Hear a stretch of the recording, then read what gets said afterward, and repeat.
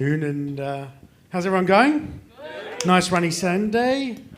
Thank you for coming along. This is our fourth session in our Q&A series, and this one is so you want to be an MC for a comedy show. Last week we had the one about getting involved in stand-up. Previously we did the one about producing, and previous to that we did one about marketing. Unfortunately today, Lindsay Webb is not able to attend because he totally forgot about a wedding. And if he didn't go to this wedding, his wife would probably divorce him. So unfortunately, Lindsay won't be here. But luckily enough, we've got the fantastic Davidson. Please welcome her onto stage. And we have Ree down, so take a pick. There's water there to go with your wine as well. Don't forget your Coke. Woohoo! So, I'm going to sit down for this one. My legs are getting old. We're going to look at hosting not just a stand-up comedy show, but also using stand-up for corporate functions and a few other things. Kat has extensive experience in doing corporate functions, using comedy. That's, during COVID, that's become one of her big things. So rather than me talk about her, she can tell us a bit about herself and, her first experiences with emceeing and what she's doing now. Sure. Hi, everybody. So as an MC, I started emceeing fairly early on.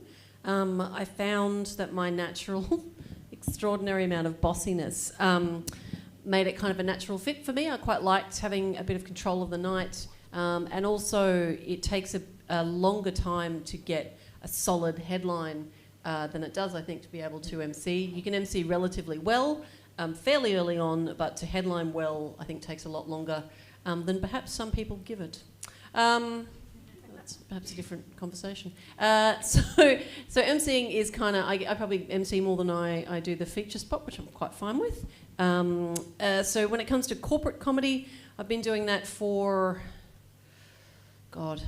years? Yeah, over a decade. But in terms of whether doing it a lot, probably in the 2 years leading up to COVID, I started getting a lot more corporate work, and now it's I get quite a great deal of it, which is fantastic. Partly because a lot of the other MCs couldn't cross the border for a long time, and then the speakers bureaus that I work for started booking me for stuff that they would have paid 10 grand for Peter Hellier for. And they paid 5 for me. Or more. Or more, yeah. That's a very cheap Peter Hellier gig, I'll tell you that much. That's one he was already in town for. Yeah. Because normally he's a lot more than that. Yeah.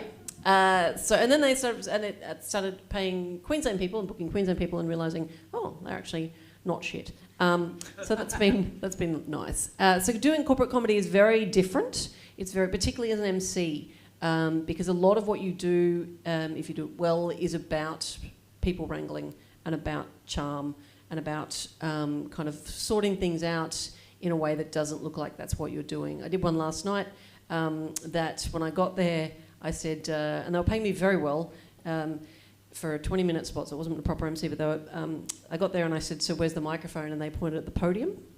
And I went, oh no, that's not going to work at all. And they went, we just thought you'd just stand behind that and do comedy. And no. And when I was newer, I probably would have said, okay, and then died. So I spoke to the person who actually from the hotel rather than the people who run it, because they said, we just don't have one. I went, I'll sort it. And found a microphone. Also, the lights were up, and that's a problem. So it's little things like, okay, what are the problems that someone that doesn't do comedy wouldn't have seen in the room that I might be able to help fix before I attempt? And as an MC, they'll often hand you the running order, and you kind of get to look through and go, you've got the speaker, whether it's me or someone else, on during dinner. Can we not do that? And finding ways of kind of making it run more evenly, which you also do in a club gig, but it's in a corporate, a lot of it is about just being the reason why things run smoothly in a way that they never quite clock. Very, very much so. When I organise corporate gigs, I make sure all that stuff gets done. When I normally book people, I go, nothing during the meal time, because it's a variable that makes it difficult to perform.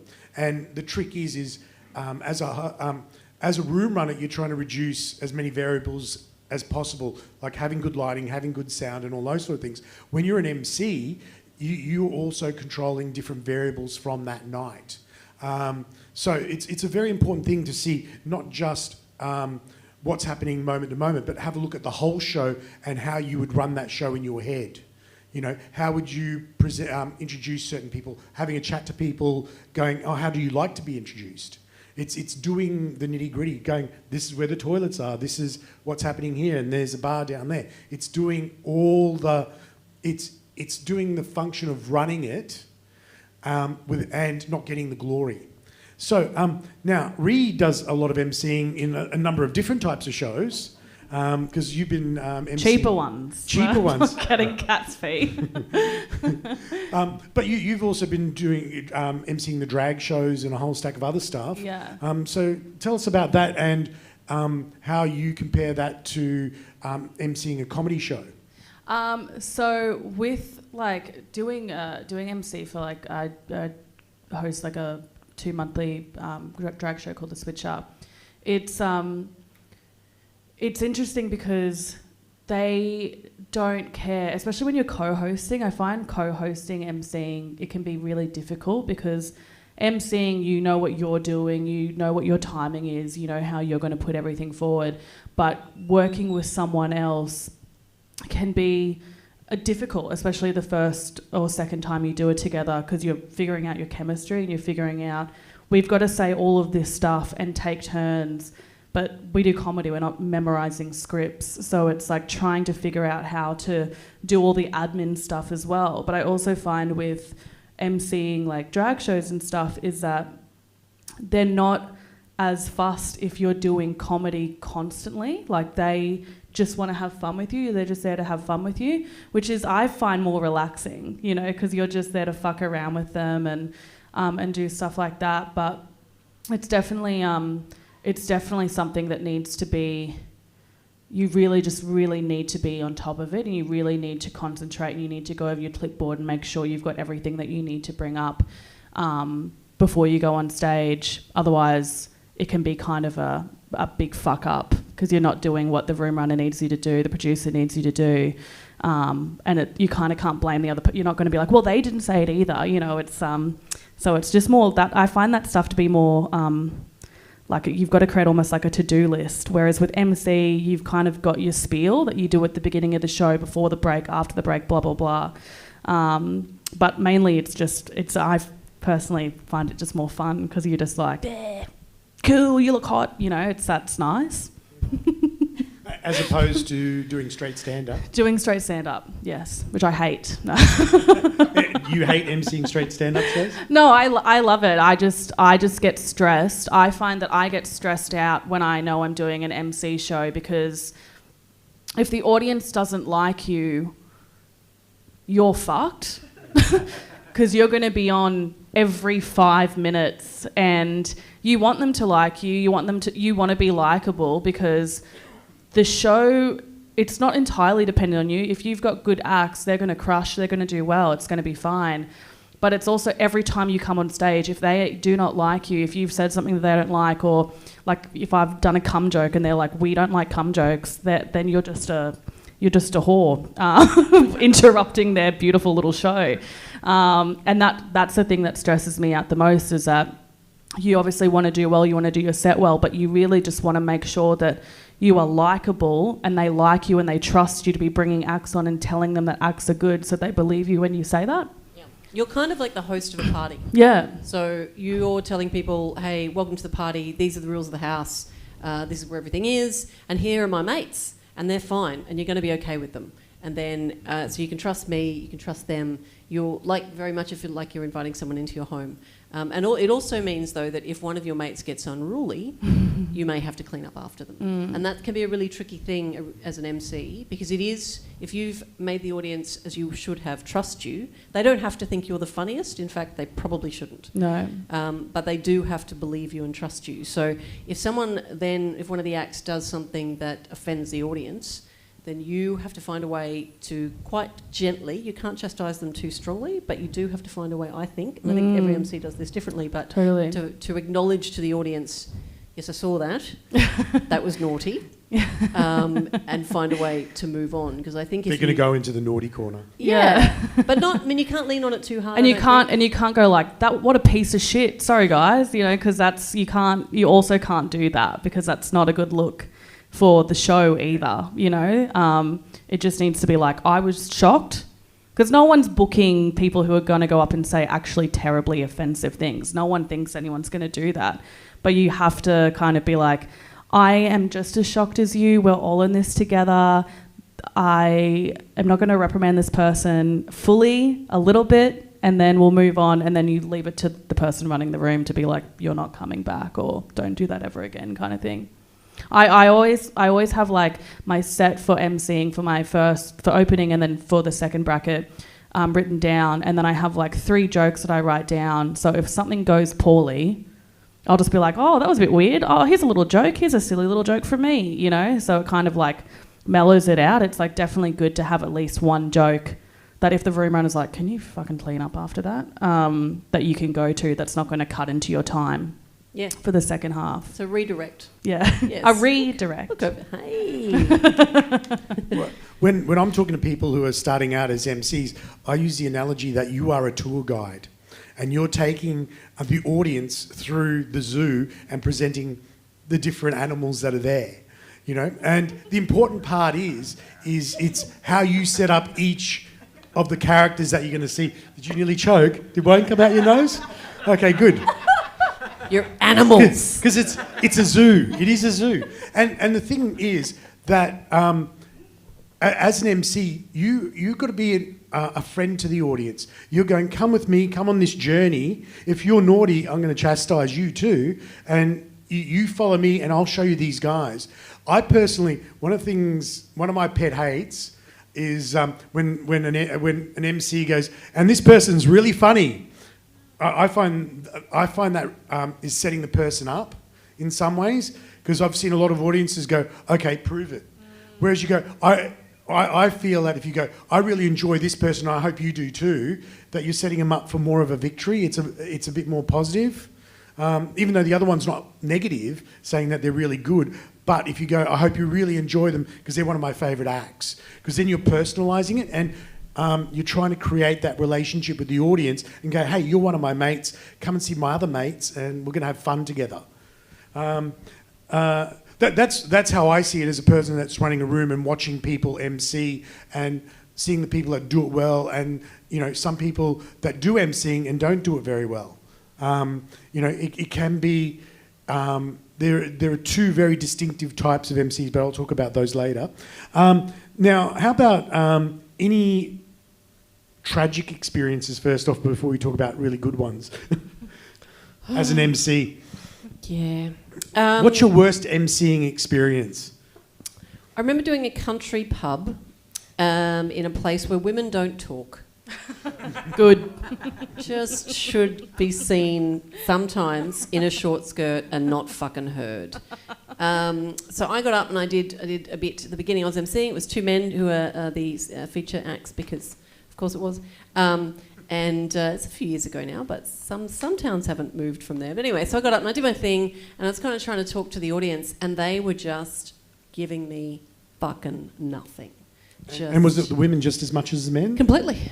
Yep. Well, they kind of took their cue. And also, I got thrown. So it wasn't their fault after about 5 minutes, because I was kind of like, oh, like I did think I was funny, but apparently I should have been a plumber. Like I lost my confidence, which is so obvious to an audience. So I kind of kept going. So it was really uncomfortable for everyone, really.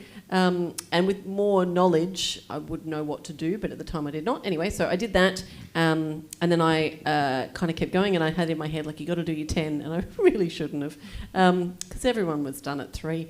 So I did my 10, and then I brought up the act who had to work pretty hard, and got them, and they were quite happy for him to swear like a swearing person. And then when I got up, whenever I said any naughty words, they went, which made me do it more. Yeah. Sadly. Wait, was that because you were getting a reaction?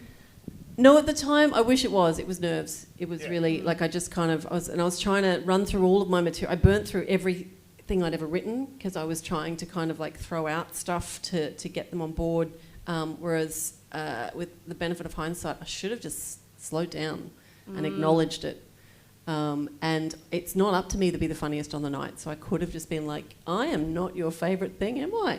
But these guys are incredible. So I'm just going to hang out with you for a bit while we can keep, and just kind of acknowledge it and, relax with it and stuff. But at the time I was like, And that's your experience coming out after emceeing for 20 plus years. Yeah, and I've seen other people do it. So yeah, it was awful. And then, so I knew then, and I was watching the first act do really well when I clearly had not. Which is hard as well, because then you really can't blame the audience. It was me. And then, so I got back up, and so every time I got up, I had that fear of like, oh God, this is not great fun. And then the guys, like some of the older men, actually started kind of just interjecting as if I was their daughter and I should be. It was just horrendous. So I learnt so many things from that once I'd had a good drink. And a lie down and some chats to myself. But that was one of the ones that really kind of changed a lot of what I do, because it was so bad. And then, of course, I had to drive back from the place with both of the men who explained to me the entire trip home the many ways I'd fucked it up. So that was fun. And was that a 2-hour drive? It was. Yeah, and I'll tell you later who they were, and you'll know exactly how many ways they told me I fucked it up. Just wait one sec. We'll come to you in just one moment. We'll just go with Rhea and her experience, and then we'll take that question. Mine was not misogynist. Mine was completely my fault. She's flashing back. It was my birthday. I was hosting Good Chat last year, and I dropped 2 tabs of acid because I thought it would be funny. That's always a mistake. Always. Nice. And the show was fine. I did okay. But because I was only doing fine and I was on acid, I wanted to die. And every time I had to go back and introduce someone, I was just like so scared. So scared to get back on stage.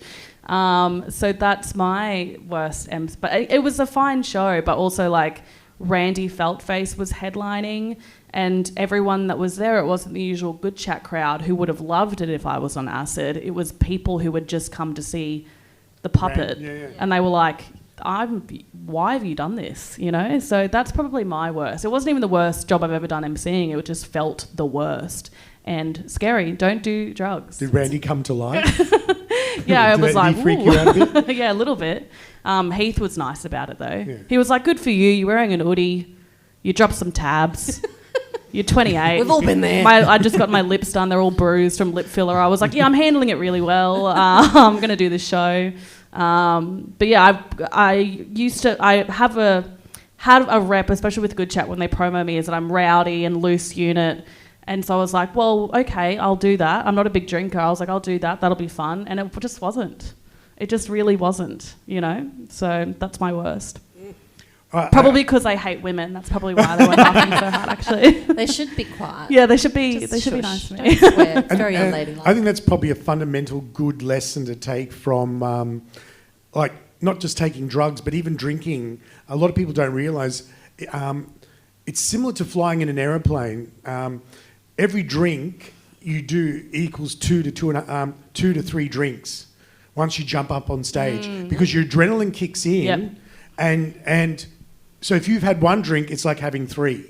So, and that can throw you off, and that throws your rhythm and all that sort of stuff. And then if you start to lose your confidence, it's a cascade effect. And then sometimes people drink more to go, I just want to make this feeling go away. I think the other take from what both of you have said is it's that thing of, I just want to recap some of the things because I'm mansplaining. No, it's just funny because like what we've said, like what Kat said is like, that's, dealing with country towns, and I'm like, I've just fucked myself in the ass by taking drugs. Just very different. Okay. But they're very important things because they're meritorious. There are so many things that like it goes back to the thing I was saying. There's so many little variables, and if you throw something like drugs into the mix, it can make little things that are happening outside of you personally accentuated and make things more difficult for yourself. I was going to say, like, it's one of the things I mentioned last week is, and Kat mentioned it. It's that thing of, making sure you're not standing at a podium. You know, it's not settling for something. You know, it's putting yourself in the best position you can be in to do the job that you want to do. It's putting yourself in the position going, I don't have to be the funniest person. I just have to keep this audience and set them up so this person who's jumping up can do the best show they can possibly do. It's a really selfless task because you're not getting the adulation that you get when you're doing a headlining act. And it's very difficult for, you know, some performers to let that go and be able to give it away. And it's like me dominating this microphone at the moment, not letting anyone else talk. You can see the difference in an MC who knows when to get off, knows how to do that, get their ego out of it. You'll see the difference in when they bring the next act up. So if they do a bit and it lands really strong, and that's when they bring the next act up, then they have removed their ego from the situation and they're doing it correctly. If they do a bit that lands really hard, feel that land, and then do another 5, then that's not the best way to be an MC, because you've then just put the fire and then you've sucked all the oxygen out, and then the guy or girl or person who comes up next is starting from here. Whereas if you brought them up when you got that big response and you went, great, the audience is on fire, please welcome, then you're doing your job properly as an MC. Also, there's nothing sicker than leaving after landing a joke and crushing a joke. Leave them wanting more, why not, you know? It's amazing. There's nothing worse. Anyone who is going to shows and is, you know, performing with an MC that's doing a joke or 2 jokes between every act, you know it's awful. Even if they're doing well, it's frustrating because it's your time, it's the audience's time. Audiences only have a certain threshold for when even the funniest thing will not be funny to them anymore because they're tired of laughing, you know? A question down here? Yeah. So I struggle when it's like a majority male audience where there's a lot of tradie types in the audience, and I still haven't learned how to win that type of audience over. And I think part of it is because I'm female and my material is, you know, female-based kind of thing. So have you learned any kind of tricks to win that sort of audience over as a woman? Sex.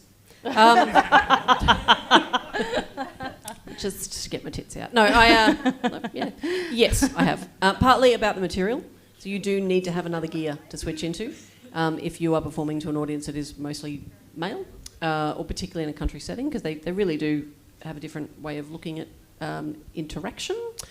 So you've got to acknowledge that and go, well, what else do I have in my bag of tricks?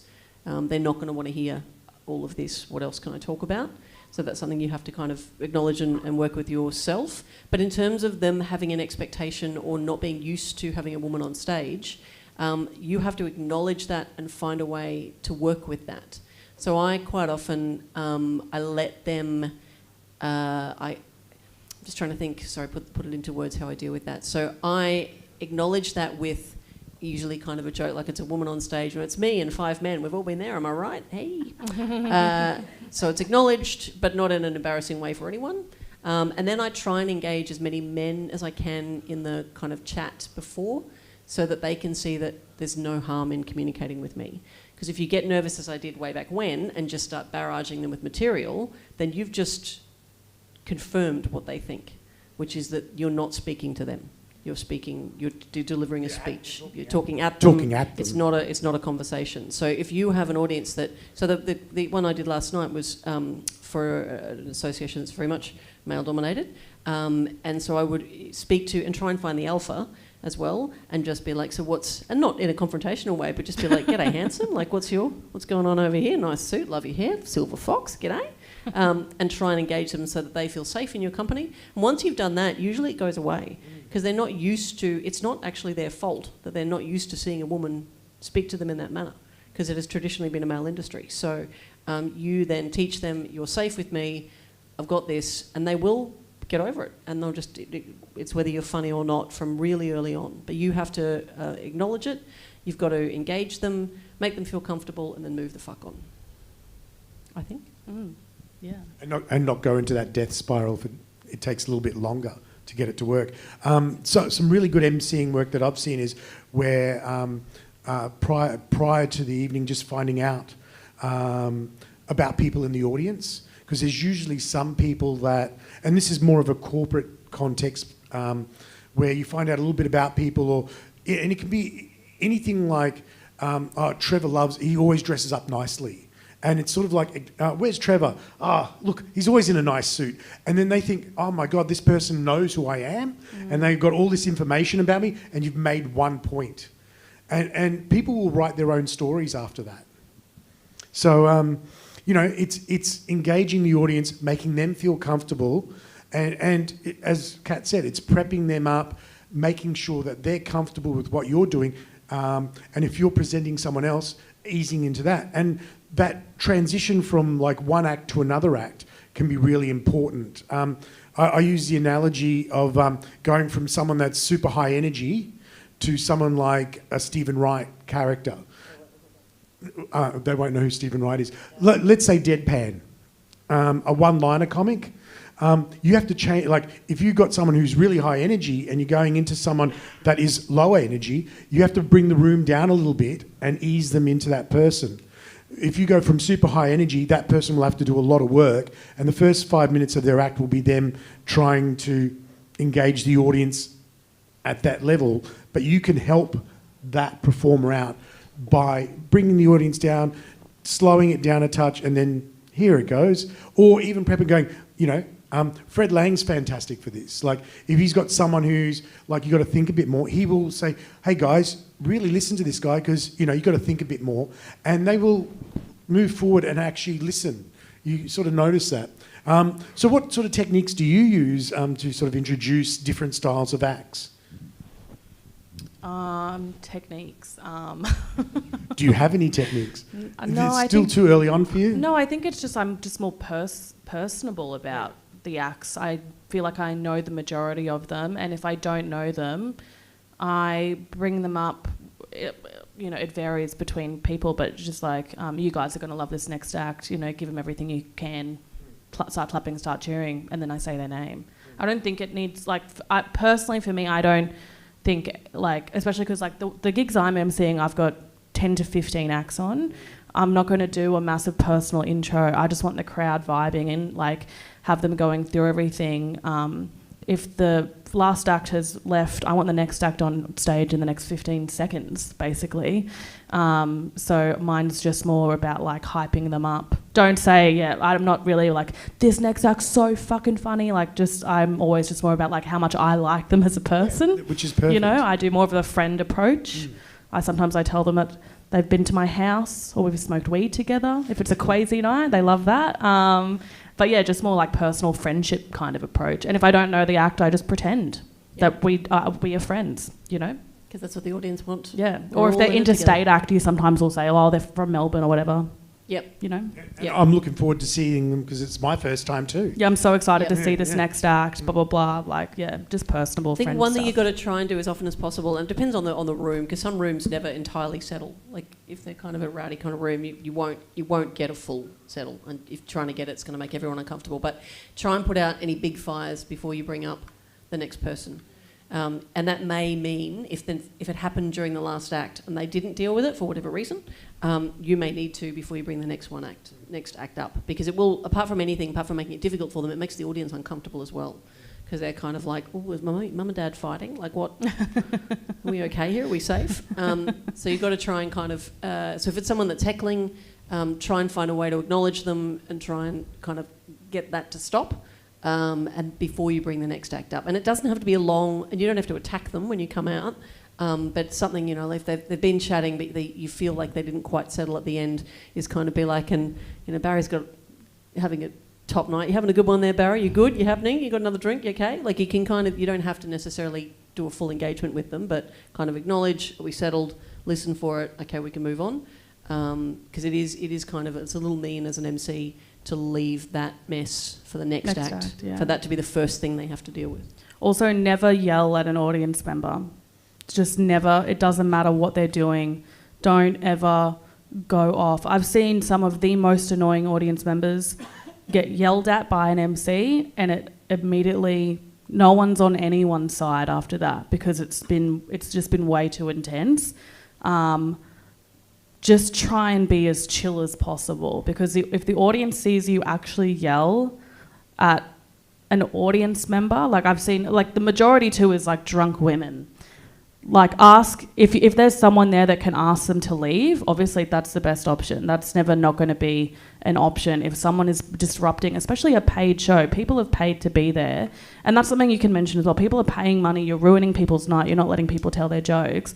But don't ever get legitimately abusive with an audience member, because it doesn't matter how in the right you are that they're being a fuckhead. It totally changes the rest of the night. I've seen a really, really, really fun show, a drunk heckler. No one liked her, everyone was mad at her too, but the way she was approached by the MC was honestly like scary. It was scary and everyone got scared and it just ruined the rest of the night. And even after she left, the night was ruined. Yeah, it's one of those things where that's a perfect sort of situation to discuss. You really, as an MC, you've got to be really careful with at what point you start dealing with a person. Because at the beginning of the night, you will have people calling out and you know, because they're excited. And I've seen nights where someone's called out and someone's gone, oh, this person's going to be a heckler, and just caned them. And then the audience has gotten scared and gone, I'm not talking. I'm not going to react to anything, because that's what happens to you if you do it. But you've got to give the person some time, let them hang themselves a bit, but always keep in control. It's if you start shouting, that means you've lost control. And you never ever want to, it's what Kat was talking about earlier, you never want to look like you don't know what's happening. We've got a question over here. Thank you. I took some notes there. Kat, change gears and get my tits out if they're tradies. Thank you. And you've got very nice tits. Thank you. Whatever works, man. Yeah. 3 guys in the car park yelled the same thing at me on the way here. My question is, you said the MC is like helping the room get set up and run if it's not right. You conduct yourself very well on the open mics with sit down. Do you have any input into the order? What you were describing before is like if you're changing gears from, say, someone like energetic, a great comic like Nick Carr, down to someone who's more deadpan, who's an excellent comic like Cody Grimsey, to those guys, if you put those together, would you change the order necessarily? No, not in a curated night. Yes, if there was if it was more like here, I might. But for the most part, Fidelli knows what he's doing in terms of putting the acts on. But in an open mic setting, I wouldn't, because I think there's merit in learning from that as an act. So if I made it really easy for you, for everyone, by kind of, you know, okay, this person's going to go well after this one and this one, then you don't get that learning experience of having to follow someone who is a very different speed to you, or someone who dies. Like following someone who's died is challenging. Or fun. Because then you're the hero. Yes. And now this is how it's done. Yeah, which is actually an MC thing. I've seen MCs do it, and there's a trick to it. If someone dies and then you clean up after them, that is a good thing. But if you do it by doing the bit they did badly well, that's mean. And I've seen it happen. Me too. So many times. The audience might like it, but it's soul destroying for the person it's just happened to. But it doesn't set them up very well throughout the night. So it's something to be a little bit watchful of. If you're the professional and someone's just really. And you probably break the person a little bit. Totally. Yeah, it can be tempting, particularly if you know exactly where they fucked it and you're just like, I just want to just look. This is how. No. Oh. So no, I wouldn't change. I would if. If it was more curated or if they were doing longer spots, I might kind of mess with it a little bit. But yeah, I mean, I do most of my open mic stuff is with Fidelli, and he's kind of made sure there's no one that is going to do anything that we're going to have to readjust the night too heavily for. We hope that. And sometimes we put people on, especially more in a emcee night, we'll put someone on early to give them that experience of opening up a show. You know, I've had chats to comics recently going, that material you did there, you should not do that material at the beginning of a night first up, because the audience is cold, they're not ready for it. Whereas if you're coming on after the break, perfect to start with that material. As a performer, you need to be aware of what part of the night you're coming on, and and it's one of the things I find frustrating when people have bad shows. And you go, well, you didn't even watch the audience before you went on. You didn't gauge where the crowd was, what the MC had done, what they'd set up. It's like, if you don't do that, then you're doing a disservice to yourself. And if you die, stay. Stay in the room. Do not leave that room. I can't say that more strongly. Because I've seen it happen 1,000 times. You do badly and you leave, and I understand the instinct, but then you've learnt nothing. You need to stay and watch the other acts and see if someone then lands. What did they do that you didn't? Or what did the MC do? And I know it's really, you just want to go home and curl into a coma, but it's more important for you to stay in the room if you did badly than it is if you did well. Because you're wasting that experience. And it's a thing that... Do you agree with that? Yeah, I absolutely agree totally with that. Agree. I think that Brisbane has such a reputation of strong acts that come out of it. We have Becky Lucas, Sam, just from my generation, Becky Lucas, Sam Campbell, Greg Larson, and that's because I think there was maybe a couple of sit-down open mics that you would go to a week, and every other room that you would go to was absolutely fucking dog shit, and you had to eat ass every single night. And do you know how funny you have to be to get someone at a dog shit comedy night to laugh? Extremely funny. It puts so much motivation and pressure on you to be as best as possible, because you don't want to die on stage, you don't want to bomb.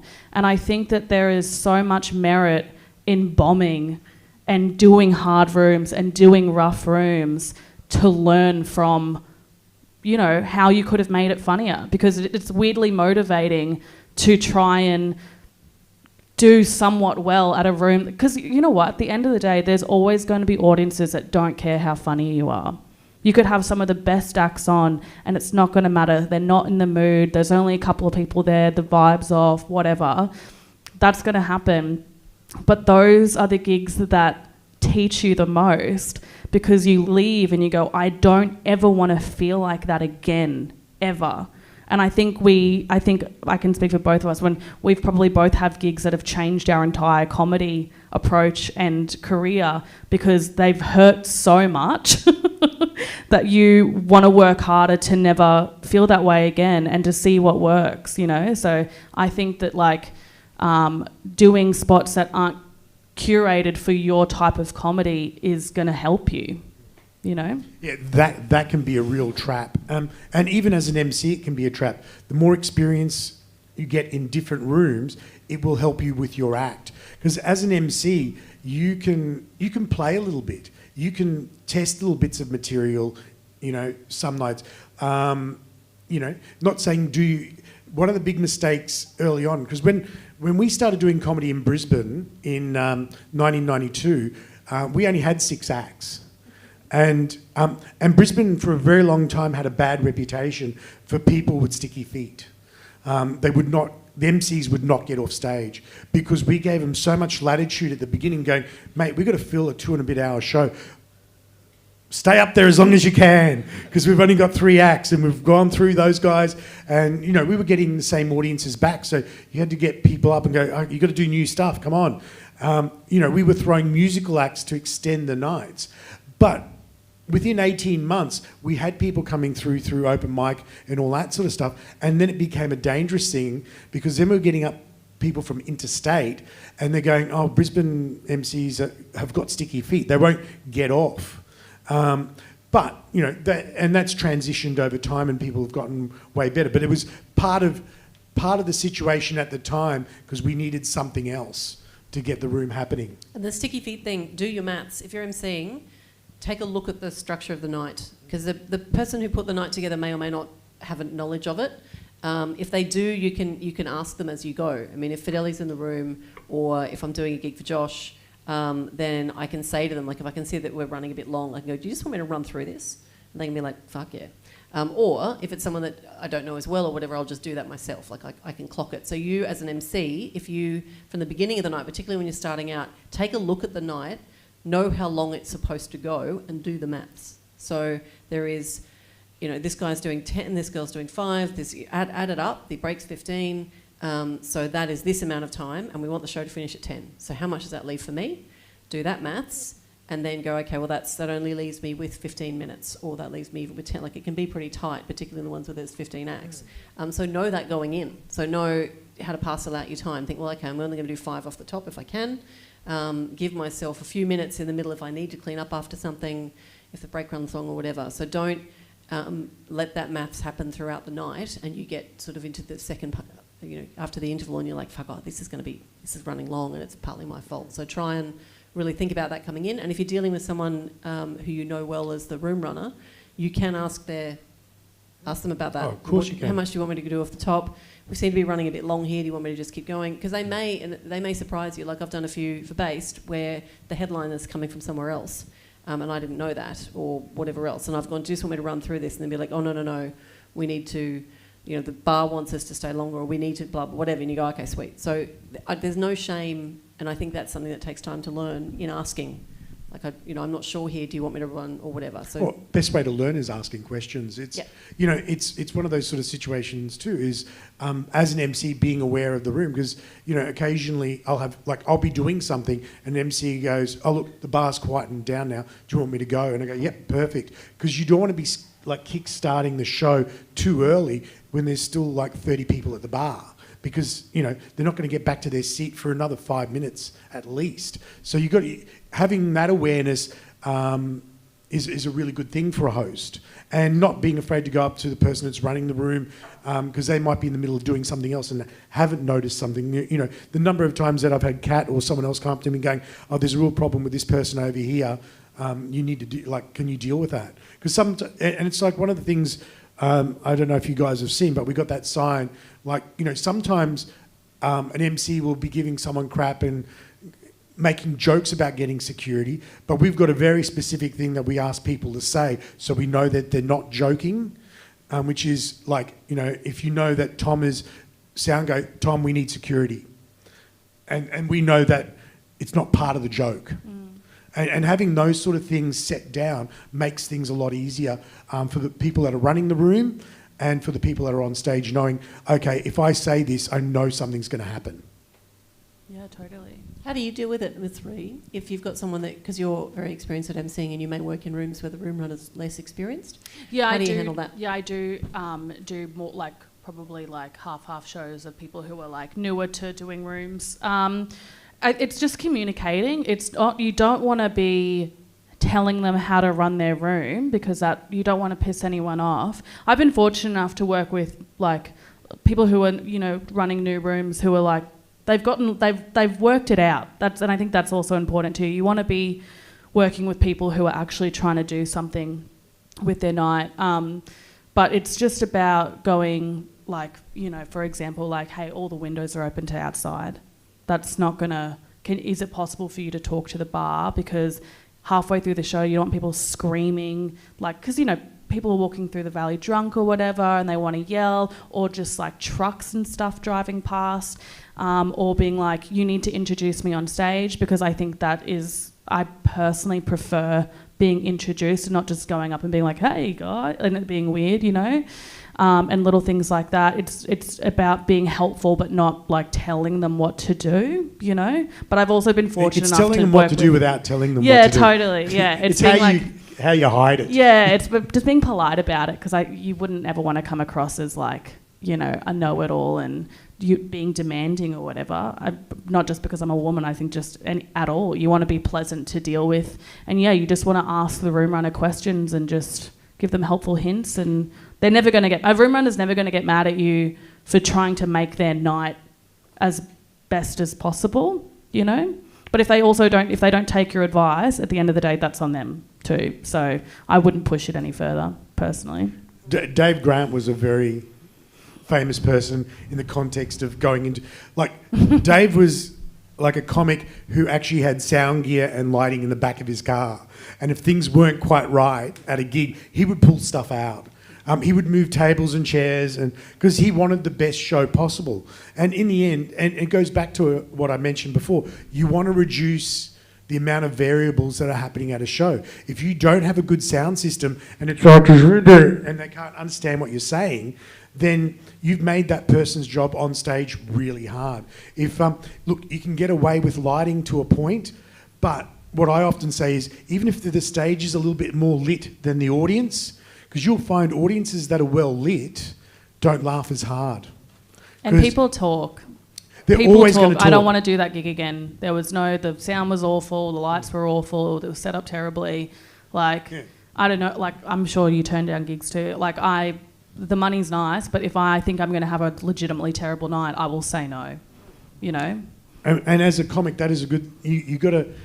That doesn't just go for those sort of gigs. It goes for corporate gigs. Be willing to say no to something or go, look, you need to get this fixed up, or I won't be able to do the best show I possibly can. You know, it's asking for the right microphone and doing those things and doing them well, like the way Kat explained those. Because when you're MC, if something's going wrong, it's essentially your fault. You're the one that's embarrassed. You're the one that's talking into a dog shit mic. You look like the fool. Like, and you're the one you keep getting up. Yeah, you have to keep going through it. It's awful. Yeah. It's traumatizing. Yes. Do we have any other questions in the audience? Oh, yeah. Wait, Hang on, no. behind you. I've got a microphone. I'm kind of interested in your approach to when you've got an audience that's being quite quiet, because I've seen some people keep gentling them up, and then I've seen some people who are very experienced directly kind of go to them and go, what's going on? And is that like a no-no, or is it only for like the 1% of comedians who can get away with that? Because I'm just interested at how they can do that out of like a very dead room. It depends on in which way they're dead. Yeah, too, it's like... Yeah, it depends on why. So there's been times here, even the room is pretty full and they're with you, but they're just not loud. And sometimes you can kind of G them up a little bit, but the worst thing you can do is make them feel bad for it. And I've seen that happen. I've done it, to be honest, if I'm in a shit mood and they're quiet and everyone's funny and what the fuck is wrong with you people? And it can get frustrating. It's not the right way to handle it, but I'm human. And it has happened. And you've learned from it, and you probably haven't done it a lot. No, but I won't say I've never done it. All right, you fuckheads. I'm human, and I get grumpy. But so the best way to handle it is to, I think, acknowledge and move on is usually the best way in any case of something being bad. So if you've got a loud table and you've done everything you can with them, acknowledge and move on. Same with quiet. And you can almost kind of, as long as you acknowledge it in a way, you can kind of be like, you guys are just loving this in your own quiet way. Like you just, I see you laughing over there. I see that's like, and just kind of give them permission to be quiet. And try as much as you can, if you're dealing with inexperienced other acts, is to kind of say to them, hey, they're a bit quiet tonight, but they're okay, they're good. You can see them smiling, or because I think like people don't want to be the loudest person laughing in the room. So if the whole audience is laughing quietly, no one's ever going to really laugh loudly, because they don't want to make the mistake of like being embarrassed and letting out like a really loud laugh and everyone turns to look at them. So it's just about being kind to them about it, like Kat said. Yeah. And just letting the acts know, FYI, they're quiet laughers, but they're actually loving the night. I can see them laughing. I can see them nodding their head. I can see them all smiling. They're not having a bad time. If you're feeling stressed, look at their faces and you'll be able to see that you're actually going well. Yep. It's just that they're quiet. If you'd lost them, you'd hear them talking. Yeah, They're just quiet. And I think if you can... make them feel kind of comfortable with that, then everyone else will kind of... Because they know too. It's like being at a party when not enough people turn up and you're like, oh, this is awkward. So they know. So if you can kind of be like, it's fine, we're good here. We're all just hanging out. We're all fine. So yeah, just kind of give them permission and try and again with the acts. Because the worst, an acts will do that and kind of be like, oh, well, that died. And you're like, oh, it didn't, but now it has. And you can also be self kind of, you can feed that in them. And if they get uncomfortable, then they will definitely go quiet. It's kind of like when, if you're They're upset... shy as an audience. I was going to say, sometimes. you do the flirty shy thing with them where you're like, oh, guys, stop, and it's not expecting a big laugh. You're just there. If they're not going to be big laughers, you're there to make sure they have a really lovely time and a nice time. Yep. Not every show you do is never going to be... a massive crush, and that's fine. You can't change every single person in the room to love every single thing that's happening on stage. That's just never going to happen. But you just got to be nice about it, I think. It's kind of like telling someone who's upset to calm down. Yeah. Fuck off. Oh, calm, sure. Yeah, it's very much the same. Be louder, enjoy this more. Fuck off. Don't tell me what to do. Great question. Just wait, we've got one question from the live stream, which is what's... this is sort of partially directed. What's the best way to put yourself out there for emceeing gigs in the early stages of your career? That's a you thing. Yeah, it is. Some people have got a natural ability to be a good MC, and some people don't. And I keep an eye out for that sort of stuff. A good example recently is Bron Lewis has come through quite quickly and is doing emceeing now. And it's that thing of being able to throw someone like her into a position like an easy gig to MC first off, where it's not super high pressure. It might be an open mic gig, but it might be one of the sort of outer suburb open mic gigs where you know she's got enough material or he's got enough material to deal with situations. I have a long chat to people now that are getting up for their first MC jobs. I had a realisation on Friday that when I bring someone into a radio station, I should have a long chat about how you deal with a radio station, because I just assume that everyone has an idea of how to deal with it, but sometimes people just give yes and don't explain anything. And it's that thing of, I sort of give the broad strokes, and with anything that I say to people, I go, take whatever I say with a grain of salt, and you got to find your own way, because every person is different. And using Bron as an example, Bron is a sponge for information. Bron has sat down with me, and she's done it with other people as well, and asked questions. She's warned me first, please don't do that, by the way. Don't just plonk yourself down and be like, I've got 40 minutes of questions. You know, I've got a life. I don't have that time. Ask me first and sure. But yeah, Bron has had coffee with lots of different comedians and spent time and asked lots of questions about the business and about emceeing and all that sort of stuff. And very respectfully, which is really... And she also watches the show. She is, and will ask questions, why did you do this? Or, she's very ready to take on information from other people and process it in her own way. She is absolutely her own person, but she just takes on the skills that she likes in other comics and finds a way to deliver that in her voice. And she's also, using her again as an example, very easy to get along with. And that's a huge thing as an MC. Yep. And if you're asking for work as an MC and you've been a bit of a dick. When you've been an act or you've been in the audience or whatever, that's going to hurt you if you want to, because an MC needs to be the grease in the wheels. You've got to be a bit selfless. It's like when you do your show, you're doing your show, but when you're MCing, it's not the Fideli Crisci show and here's some people that are going to stick in between me. It's about the people that are jumping up, not the person that's hosting. And some people are exceptionally good at hosting, and some people make it their own show, and that's a balancing point. If it's their show and they're going, oh, here are some of my friends, that's a different style of emceeing and a totally different show. It's like, here's a night with blah blah and my friends, and we've had those shows where we've had someone come in like a Mick Malloy, who sort of hosted the night. Well, actually, Mikey Robbins is a perfect example. He likes to host and present a bunch of his friends, but people have come to see him. He's the crux of it, but he's doing more of a hosting role, and then going, oh, and here's someone I want you to watch. It's a very different sort of style of show. I keep an eye out for people who I see with the potential to be good MCs, and some people will never be good MCs. They just don't. They don't have that. There are some brilliant headliners, like Opera House brilliant headliners, getting around at the moment that don't and shouldn't MC. It's just not their bag, stick. And they're funnier than I will ever be. But I'm a better MC. It's just a different skill. What do you reckon, mate? I agree. I didn't start MCing until like 2 years ago, because my set, when I was younger and I stuck with it, I've been doing comedy on and off since I was 17, was not...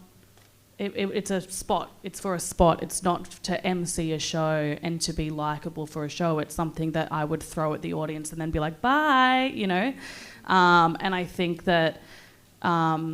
you can be one of the best stand-up comics, but you can just be a dog shit host. And I think it's also important to note too that like when you're starting out and you're doing MC, like it's fine to bomb. Everyone bombs spots. People bomb all the time. Don't have sticky feet, because that is going to fuck everyone off. Like the amount of times I've heard of people being given their first MC spot and they did fine, that wasn't the issue, that they would not get off stage, that they kept riding out the laughter, and they have not been booked by that room runner again. That's the biggest thing. If you can't be a team player, you know, there's no point in even trying. I think the point you made also 100%. about material, it's being an MC is not about doing your material. It's more about throwing a joke in or doing a little bit to set up the room or having specific material to set up the room, but not doing your act. And it's similar. I think I've had conversations with people before. It's like if you're doing a 5-minute spot, it's not taking 5 minutes out of a 20-minute set. It's actually thinking about how am I going to make this 5-minute set work? And emceeing is a very similar thing. It's like throw a few jokes in. Some people have specific material that they only ever use for emceeing because they go, this joke will bring the audience up. I'll do this one joke and it's a good entry into the next person. I'm one of those sort of people where I prefer ad-libbing, like, and watching certain MCs that don't have set plans and they go with the audience. Okay, where's the audience taking us? And they feed that with the humour and all that sort of stuff. They're not too set in their plan because sometimes plans change and you've got to be flexible as an MC.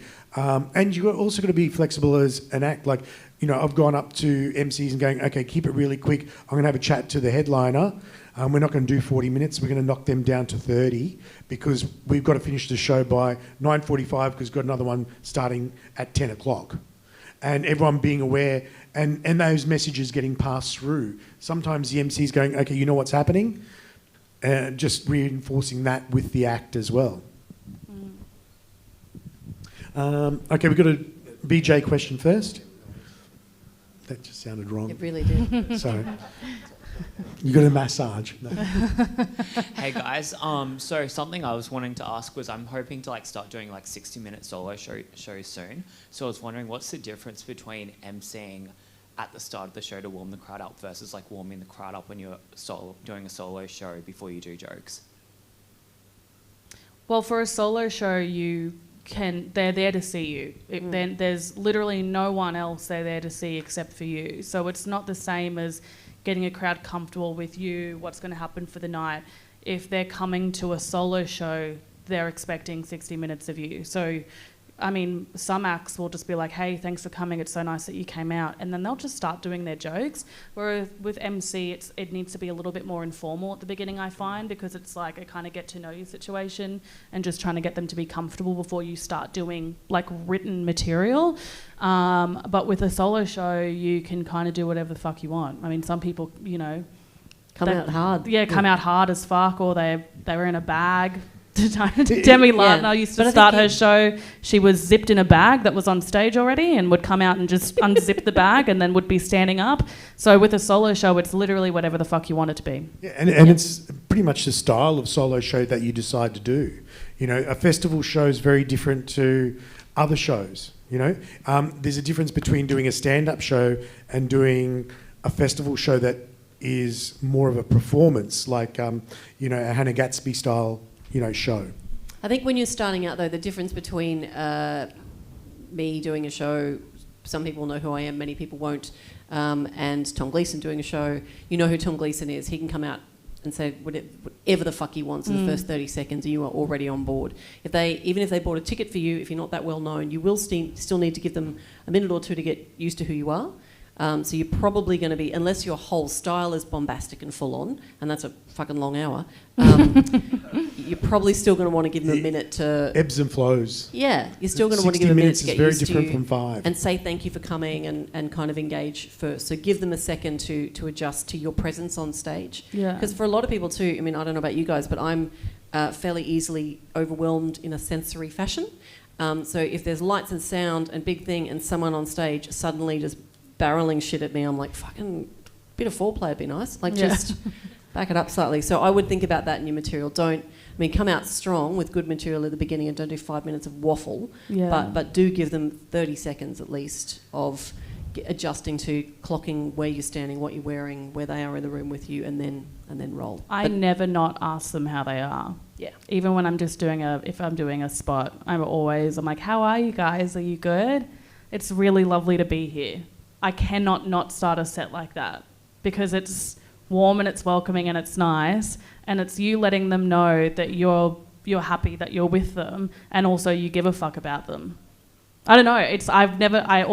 For years and years and years, I can't not do it. It's creating connection. Yeah, it's just being like, I'm a person, we're all people. Let's have a nice time, you know? And that sets up your character as well, because that's who you are all the way through. So it's a nice thing for people to get to an understanding of who you are in the first 30 seconds. And also especially when I talk about like something crook, that they're like, no, she's been cheeky. She's all right. You know, she's actually nice. She asked us how we were, so I feel fine. I forgive her. Yeah, I forgive her immediately. Yeah. Hey guys, how you going? Good. I just got a question. As BJ said, actually, I've got a show coming up in October, later in the year, in October 28 at the Q&C Centre. Stop advertising, please. Sorry. Anyway, I was just saying with some venues give you like set lists for sets for the support acts. It's like sometimes they give you like 15 or 20 minutes sets. Sorry, that's my tablet. I do apologise. With venues, like they gave you set time sets for support acts. Like, sometimes they can give you short times or long times. They're pretty good or bad. It's whatever the room runner really wants. You're there to do a job that they've hired you to do. So if they want you to do 10 minutes or 7 minutes or 5 minutes, that's what the support is for the show. That's what you do. Yep. And it's not really, whatever they want. And the same with the MC. Yeah. That's what we're talking about emceeing today. If your role is 15 acts and we've got a 2-hour spot to do it, shut the fuck up and keep it rolling. At the end of the day, you're at work. Like, I know that it's like, fun work. It's fun work. It's fun work. I mean, well, sometimes. And it's how Kat and I make the majority of our money. But even if it's not, even if it's you're getting a paid MC spot once every month or once every couple of months, you're still at work. So for that night, the producer of the room, the person running the room, is your employer. So if they ask you to do something or they ask you not to do something, it's at the end of the day, it's your job. Obviously, within reason of like being a decent human being, but they're your employer. So whatever they say goes. If they say stick to time, you've got 5 minutes. It doesn't matter if it's a support act or not. Whatever they say goes. Yeah. We've got another question here. Hi, thanks for Dali, Kat and Ree. I just had a question for you, Kat, just in terms of corporate MC stuff that you've done. What are some of the key differences specifically for a corporate kind of environment compared to like your normal comedy show compares, like, and what are some of the key tips you've got for corporate gigs that you MC? Sure. The material is very different for a corporate. Even if so I always do a briefing, even if because I work for speakers bureaus as well as directly. So even if the Speakers Bureau has spoken to the client, I always make sure I do as well. And I ask them what their expectations are in terms of content. So the one I did last night, I said to them, I can work from crystal clean to stripper filthy. Like, where do you want on that scale? And then I usually pull it back slightly from what they say. So last night they said it's a association that works, it's a timber organisation. So they're very male dominated, they're pretty down to earth. These are really, you could probably say fuck, a fair bit. And I was like, no, I don't think so. But you get that permission from them. If I had that, would have meant I'd got away with it if I did. But you try and get an understanding of, so who's in the room? So how old are they? What is the gender mix? What's happening around them? So in the instance of a lot of the time when I just do a spot, I try and find out, have they just done 4 hours of awards? Have they just eaten? What's happening next? Are they dancing after? How well do they know each other? Is this like a whole group of different companies that usually compete that are coming together for a night? Or are these people that work closely together? Because that will change the dynamic in the room. So I try and get as much information as I can about what I'm walking into before the night. And also it gives them a feeling that I am tailoring what I'm doing specifically to them. So I often ask, are there any sacred cows? So for instance, I did a gig in Mackay for the mining industry. And I was like, is there anything you want very much avoided? And there were a few things they'd had some issues within the industry about that they were like, don't go near it. And there would have been a few bits in my material that probably would have edged up on it. A bit of gender politics stuff. Not that I'm political, but it would have been a bit uncomfortable. So you check first and make sure you're not going to be in an area that they're going to be going, oh, don't mention that. And then try and monitor throughout the night as well. Even if you've been told that you can go a little bit dirty, listen very carefully during to hear if you get a or any of that stuff if they go quiet. But I usually go, as I said, cleaner than they've told me to. Because you never know. I mean, they might say the person who's booking it, the event organiser. One person, isn't the event organiser's 25, but the CEO's wife's 72, and she's the one that decides whether you get paid. So you've got to kind of tailor carefully with that. So I'm very careful about, and also about timing. So you want me to do. Sometimes they'll ask me to do longer than I'm comfortable with doing. I mean, I can do hours if I have to, but in a room where they've done 3 hours of awards and then they've got me and then they've got dinner, they do not want me to talk for half an hour. They want 20. 20 minutes is perfect for most corporate gigs. Yeah. So you have to be a little bit in control with that and say, look, I think, because they might ask you, or you might say, look, I think for that spot, the sweet spot's going to be 20. If I'm sailing, I can do 25 for you, but I don't think 30 is going to be the best option because reasons. So be really clear in your communication with them, and make sure they know, what do they need to know about me before the night starts. So do you need a full bio from me? Do you need headshot, all that kind of stuff. And even if I'm working with a speakers bureau who should be doing that because they get paid a mozza, they may not have, and it will still be me on the night that they'll be looking at going, well, I paid $3,000 for you and I don't have your bio. So on the night, that's on me. So you try and kind of, fix that. And make sure that you, as much as possible, are the easiest person on the night that they have to deal with, because they're dealing with the catering, they're dealing with everything else, they're dealing with other speakers, they're dealing with the awards. Have they got everything? Did they remember flowers for the CEO's wife? All that sort of stuff. So if you come in half an hour earlier than you said you would, beautifully dressed, you know exactly what you need. If you need a microphone, you ask for it early. All that stuff. Be the most pleasant interaction they have the entire evening. Do your time. Make sure you stay and thank people. Don't get in the way of anything else that's happening if there's awards, that kind of stuff. You really are. Your charm is sometimes more important. Like I've done gigs where I've not been particularly funny, and they've still written glowing reports because I've done everything else that I can to make their night run smoothly. But the other thing too is she has not been particularly funny with her own standard. But for the people in that audience, she was hilarious.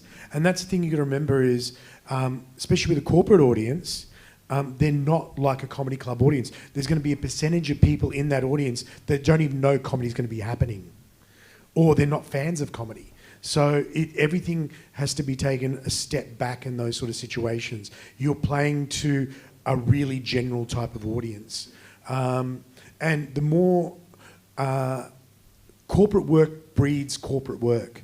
If you do a good job, which Kat, had 2 years before COVID, and then when COVID happened and people weren't able to travel up, speakers bureaus go, oh, we've used her before, and then her doing good jobs and being professional bred her more work. And it's probably changed the attitude of a lot of speakers bureaus up here and interstate that, there's actually really good people up here. We don't need to spend, a business class air ticket to get someone up when we can grab someone here. And they'll do as good a job or even better a lot of the time.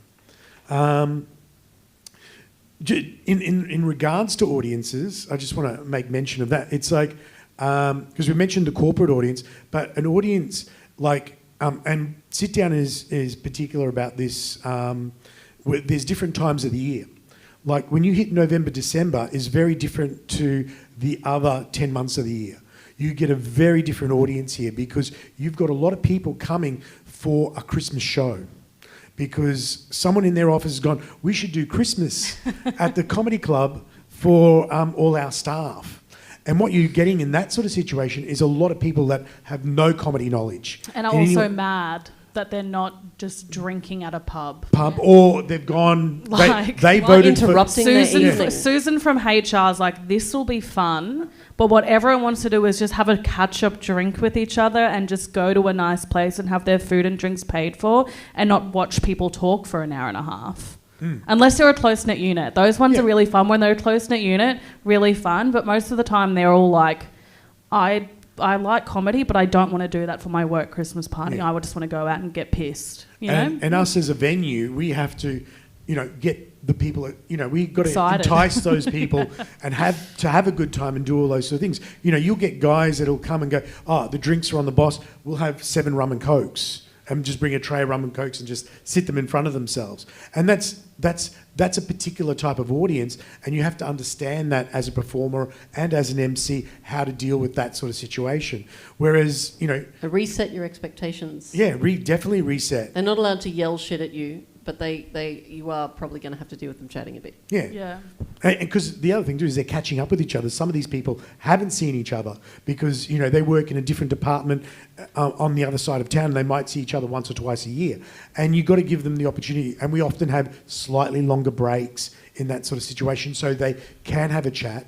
And a good MC goes, okay, you've had a nice chat now, so now please, we're going to come back to the show, blah blah blah blah, and set that audience up to focus what's happening on stage and all that sort of stuff. So, and one of the other things that's interesting with the Christmas crowd is if you've got a very alpha dominating boss, sometimes you can have very quiet crowds because they'll wait to see what the boss does, if they laugh or if they clap or if they cross their arms or whatever it is. They'll wait for cues.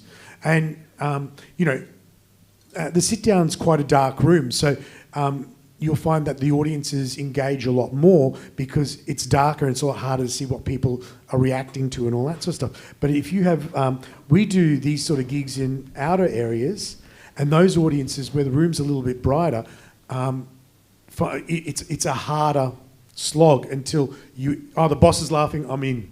You've probably had that experience.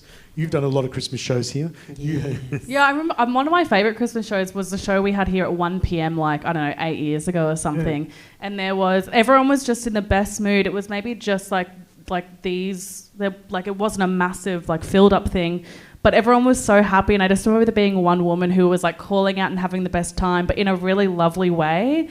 And everyone was just so friendly and stuff. And if the boss is lovely and you flirt with the boss or say something inappropriate to the boss, they love that kind of stuff because they're like, oh my God, I can't believe she said she was going to suck off our boss or whatever. Always with the sucking off the boss. But obviously not that far, but being cheeky and being flirty with different people from a work, they're like, oh my God, I can't believe Susan's getting flirted with by this comic. They like it because it's personable and they know. You don't perform to an audience that knows every single person. But when you have a work function, you're performing to a work function, everything is, if you're talking to anyone in the crowd, it's an in-joke for the whole audience because they kind of know that person you're talking to. So it can be really fun.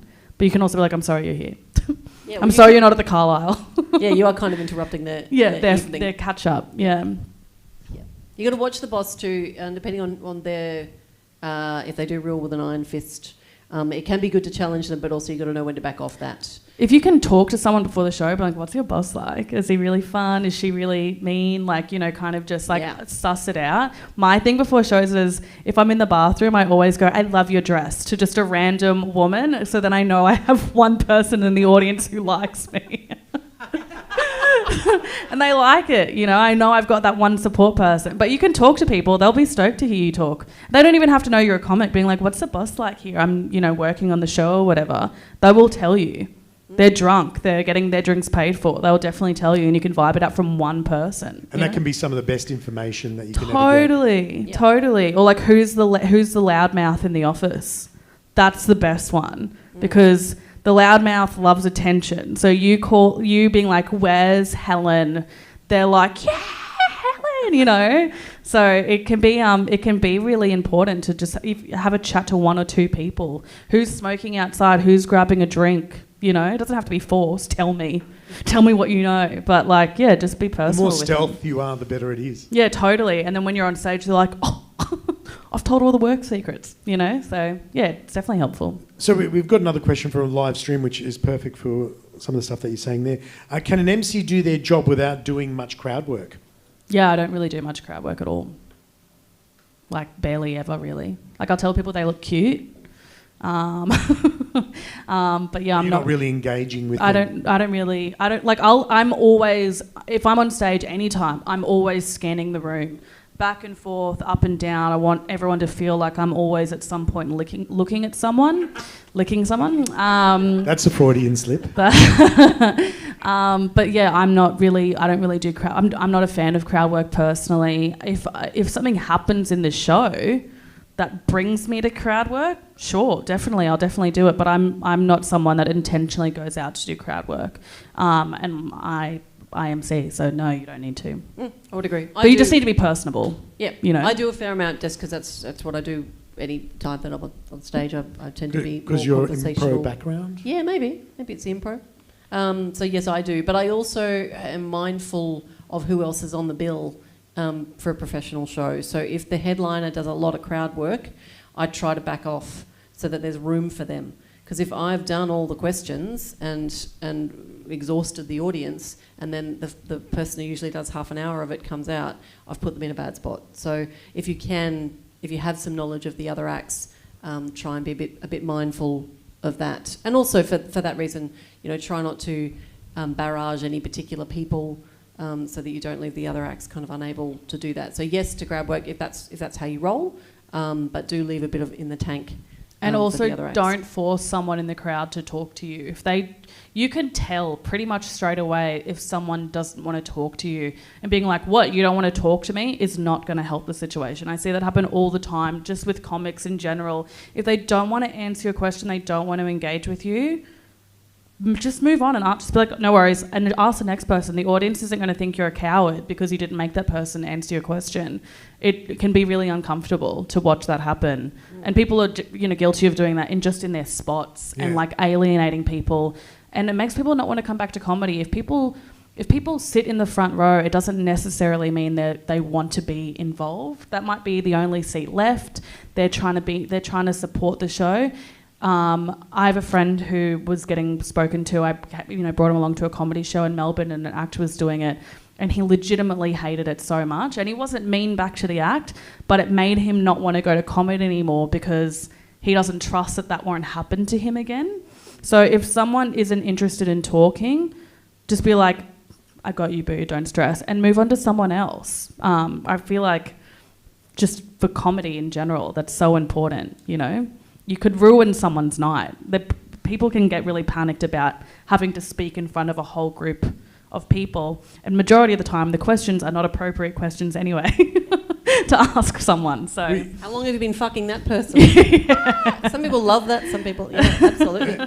We had a beautiful moment of audience interaction on Friday night where Nikki Wilkinson was having a bit of a chat with a lady in the audience, and it came out that she'd been having singing lessons, and that she was a big Adele fan and all that sort of stuff. And Nikki went, do you want to get up and sing? And the woman went, yep. Oh, that's so cute. So leading into the break, she got up and sang an Adele. And Nikki's going... And Nikki's commentary was really funny because she's going, oh my God, I hope you're not shit, because this would be really embarrassing for me and all that sort of stuff. And she got up and sang and just booted out a song, and it went fantastically. But Nikki eased it in, asked permission, did those sort of things. She didn't force her up. We went up and, you know, checked in with her and all that sort of stuff. And the other thing too, at the end of the show, I said to her, look, if you want a copy of that, we've got that on video. You know, so you can create nice moments. You don't want to put people into a place where they're going, I don't find this enjoyable. You know, one of the acts came up and went, oh, was that set up? And went, no, that just happened. And, you know, but the thing too is you don't want someone, like, you don't want to force that if you find someone else like that one day that can sing, you got to go with each moment as it happens and not force the moments, which is what Ree's saying. It's like you don't want to force those nice moments that sometimes happen between an MC and an audience, because last time that worked really well, I'm going to do it again now. And then try to, I've seen it with a couple of acts that are doing stand-up where I can't get into that material unless I get a response from the audience. And that's dangerous, because you're never necessarily going to get the response that you want. Yeah, totally. Yeah. And if you need a response from the audience to get into the material, that's not a good joke. Find a better way to tell the joke without or leading into it. Just figure out a different intro for it. That doesn't always involve. You can try the intro and no one responds to you. Then go into it a different way. Go into it in a different way. Yeah. Okay, we've got another question over there. Hi everyone. Thank you so much for your time. Firstly, off topic, Kat. I came to your house about 15 years ago. Okay. You bought one of those. Cut the cameras. No. No, see, it's just off topic. Kat, you bought one of those vouchers for massage, Groupon or Scoopon. Anyway, I gave you a massage. So I feel honoured to be here today. And at your profession. At your profession, doing what you do best. So thank you. Thank you. I appreciate it. I thought that'd get a few laughs. But look, I've done a few gigs at the Fitz Hotel. I don't know if you've emceed there before. Fitzy's, yes. Yes. And the first time I was there, I was the first person up. It was a rough, as you can imagine, it's a pretty rough crowd there. Mm-hmm. I would have given myself a 1 out of 10. Second time I performed there, I was in the second bracket. So according to what you said earlier about moving comics up, I probably would have given myself a 2 out of 10. Most of the audience was sitting on the side of the performance night, and then there was about 20 people at the back playing pool. As an MC, would you have made more of an effort to get more people sitting in the middle before the show continued on, or would you have just gone with My that? concern is that we're playing pool. I'm going to have a chat to the person who's running, because Well- normally the pool tables get turned off and things like that, and there shouldn't be people playing pool. Oh, really? Well, there was about 10 people playing pool, and by the time I got my chance to get up, they were at their most rowdiest. Yeah, that's not cool. And at times I couldn't figure out whether they were Was this laughing a long amongst time themselves. ago? This is me now doing research. Yeah. Does this person get in? Was this a long time ago? I would say 4 to 6 weeks ago. Okay. Okay. Going to have to have a chat to someone now. Awkward. I mean, there's some things you have no control over, some things you do. So to the best of my ability, I would ask the audience to come. If there's a room that's split, Invite them. I'd invite them in. Yep. You can't make them, and it will make it more uncomfortable. The more you try. The more you try. But if you try and sort of, if we can all come down the front, it's so much nicer if everyone, if we can see Let's you. make it cozy. It's safe. I promise you're going to be okay. It's and try and do all of those things to bring them in. Sorry. No, go on. Also, sometimes when you're emceeing, you get drink cards, and I'm not a drinker. I especially don't like really drinking when I'm emceeing, so I'll offer up 2 drink cards. Like if anyone comes and sits down in the front, you can have my drink cards. In the room around, I might have drink cards for that exact reason. You don't have to do that, but especially if you're new and starting emceeing, I definitely would not recommend drinking, and use those drink cards to bring your audience down to the front. Yeah, for sure. So yeah, certainly would try, and it can be difficult. And it's one of the big challenges of an open mic room is a lot of the time they're not. It's a pub that happens to have comedy in it that night. So you are in the barflies are always there, and you are really fucking with their vibe. So you may be able to get them to be quiet at the bar, you may not. And you will try, and you will ask, and you will... sometimes you can have a chat to the bar staff and kind of off stage, kind of go, can you ask them just to keep it down a little bit? Sometimes the problem is the bar staff, and that's much harder to deal with. So as an MC, you do everything you can, and then you try and kind of move past it. And always thank, as much as you can, the audience that are doing the right thing. And it can sometimes be the thing that stops them. If you do it in a nice way, if people are sort of sitting here and these people are here a bit chatty, and just be like, you guys are making my night. Thank you so much. You guys are so great. You guys are here. But, kind of acknowledge them, because that kind of, we're children underneath it all, that kind of shame can work for starters, but also it makes those people feel a bit more comfortable that they are making the night good, and that you're not hating every second of it because of those idiots over there. So Yeah. try and be as gracious as you can, and don't put them all, and I've seen it happen, again, I've done it myself if I've been in a shit mood or not had the experience to fix it, is put them all in the same bucket of you're all assholes because of these people. Try and be really gracious and thankful to the people that are doing the right thing. The amount of audiences where you see like an attentive group right at the front or back a bit, and then you got the loud people, and exactly what you're saying there. Those are the people, start playing with those, bring them in, make them feel comfortable, because the amount of times I've seen, and I've seen MCs do it and I've seen acts do it where they get mad that it's a small crowd or that they're not laughing enough or those sort of things, where you go, well, those people have actually come out. They've come out to have a night.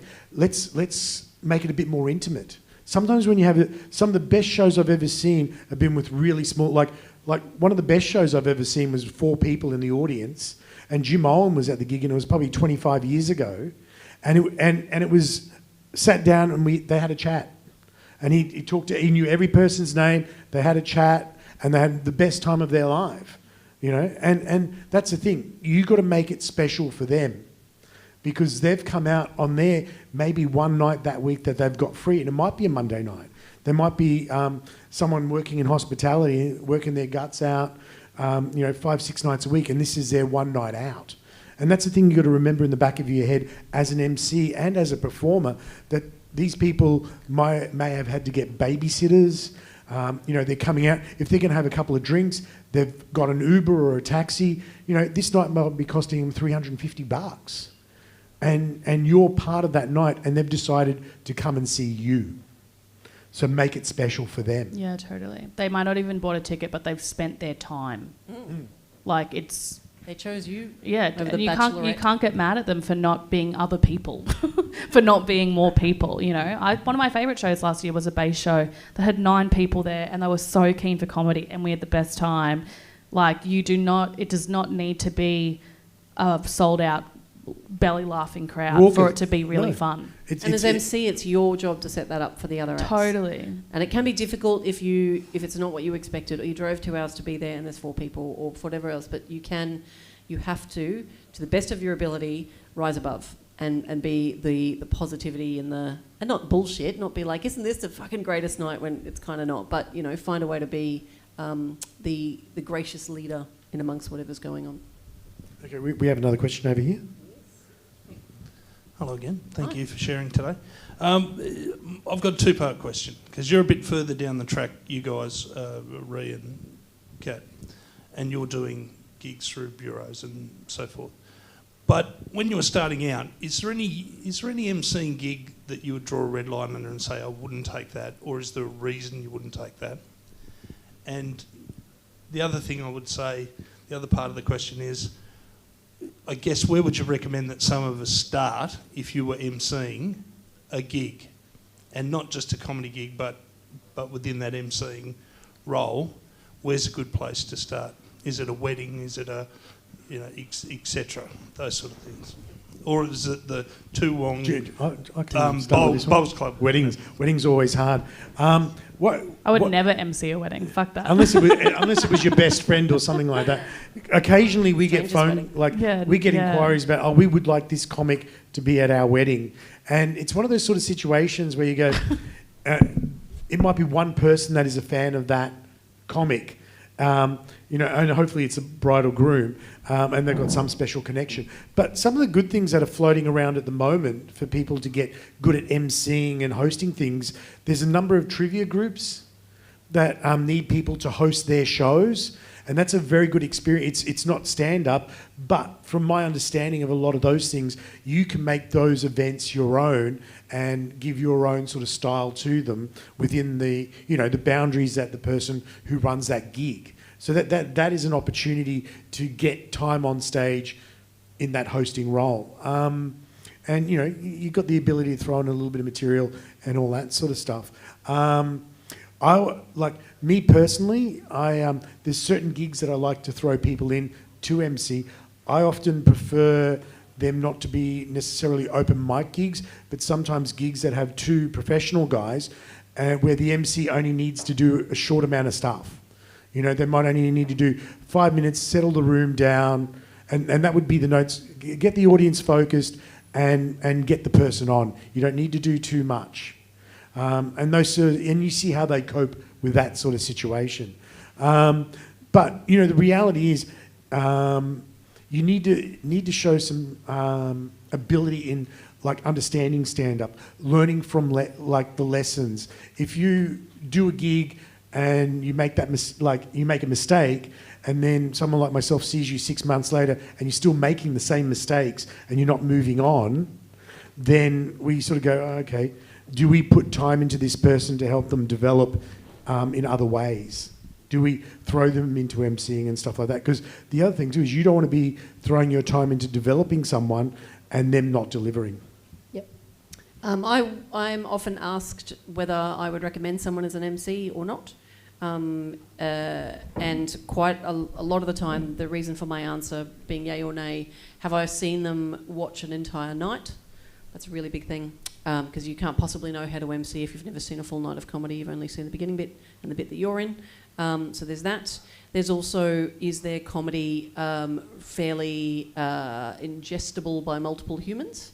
So if your style is very particular or very aggressive, it's unlikely I'd recommend you as an MC, particularly starting out, because it's difficult for you to be the bridge between different acts with that energy.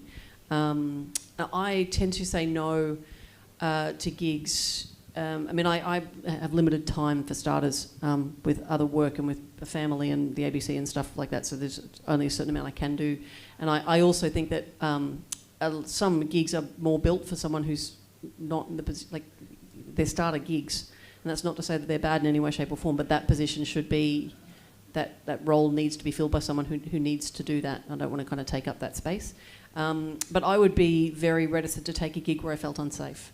And that's not necessarily physically unsafe, but if it's a gig where I don't really understand what the night is about, if it's a night that's kind of, this is all, we don't do PC here and all that sort of stuff, I tend to be like, that's code for you're going to be cunts. So I don't feel, and that's not really my style either. So I do say no sometimes to gigs where even though they might be fantastic nights and I've got nothing against them, it's just not my bag. And also being 45, there are some times where it's a room where I'm very well aware I could be the grandmother of some of the humans. And I won't automatically do that. I will work with and for much younger comics, but just sometimes if I think that's probably you're better suited to having someone younger than me in the role, I'll say no. So if you're starting out and you want to get more work as an MC, then try and have a strong brand for who you are as much as you can early on. So, present yourself professionally and say what I want to do. If you're talking to a room runner, I've been doing comedy for this amount of time, this is kind of my style, and I'm really hoping to be an MC in your venue. What can I do to make that happen? So be approachable, be pleasant, and ask for their feedback on the road. Presenting yourself as, and I've had this happen 1,000 times, hi, I'm blah blah and I'm an MC. I'm like, okay. Not just because you call yourself one. You have to have a little bit of experience and be clear about where you are in your road. And again, that doesn't mean you won't be accepted into that, but be clear. Don't tell someone that you're a professional MC and then fuck it up.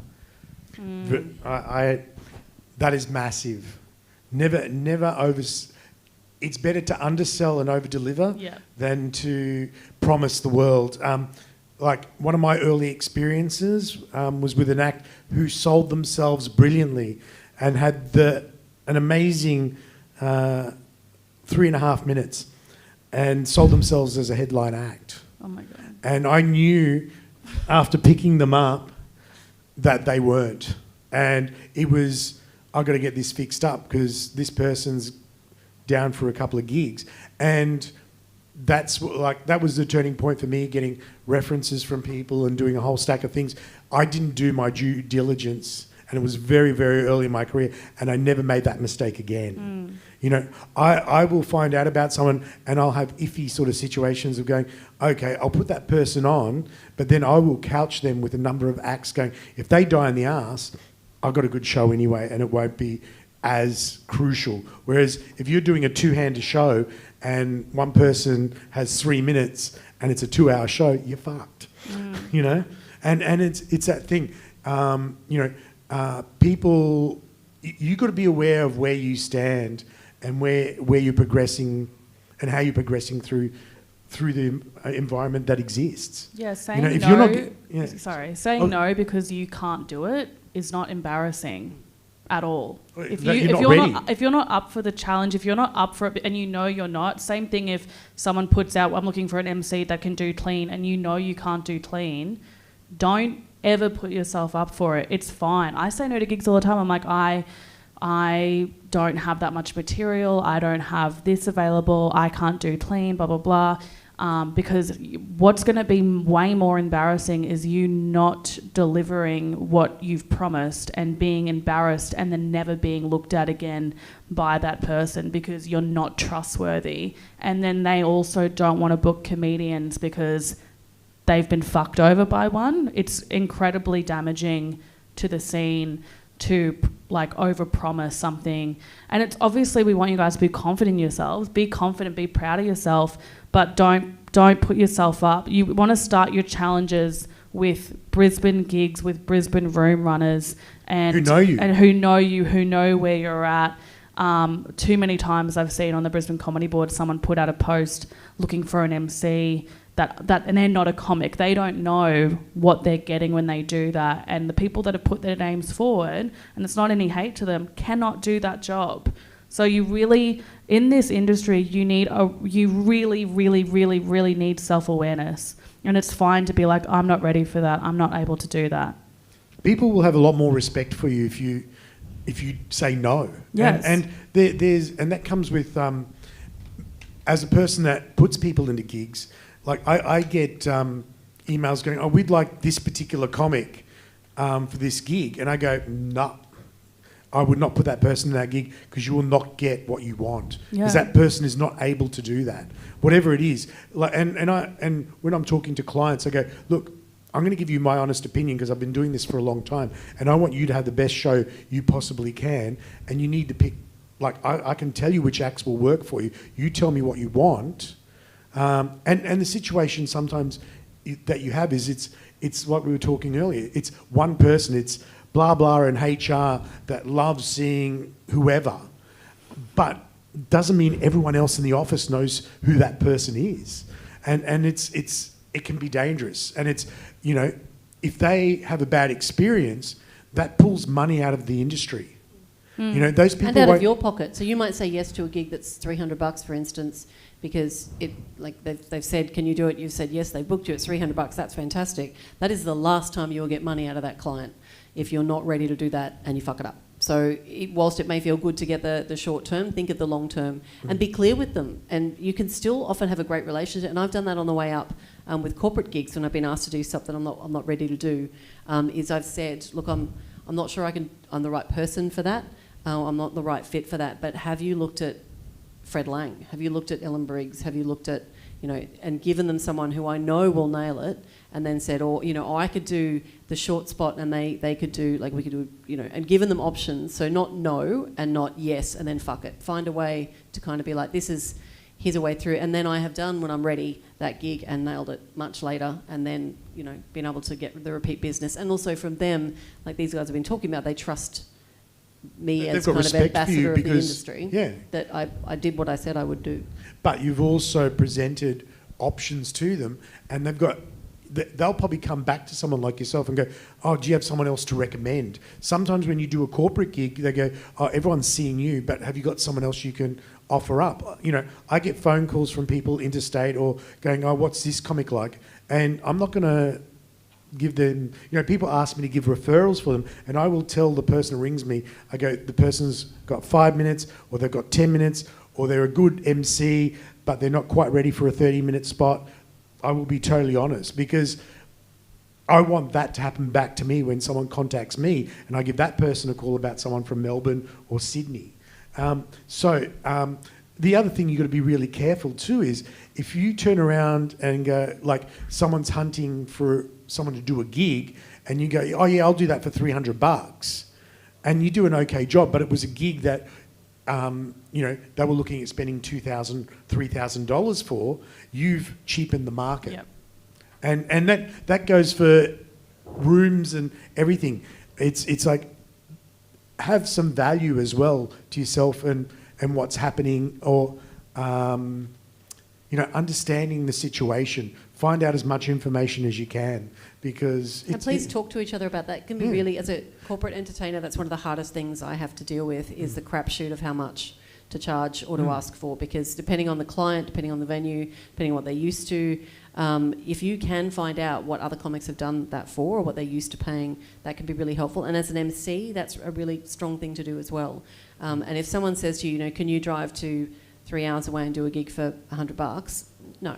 But either try and talk to them about, look, the value of that role is, and if you want it done properly, you need to pay this, and try and talk to them about that. That can actually work. Or if you say to them, look, for that money, this is what you will get. You'll get someone who is up and coming, who's keen, who's hungry, but will not have the skills to bail you out if the night goes a bit south. So I can give you some of those names, but do know that that's, so again, honesty and transparency, and talk to each other about, so have you done that one before? What's that like? What kind of money were you looking at?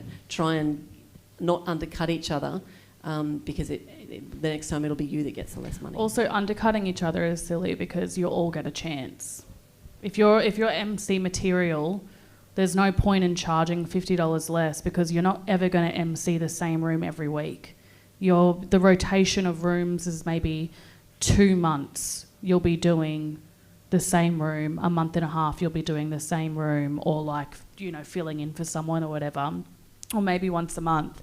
But you're only undercutting yourself if you end up doing that, because you're not going to be the MC for that room for the rest of its life, only for one night every couple of months. So make sure that would be very silly.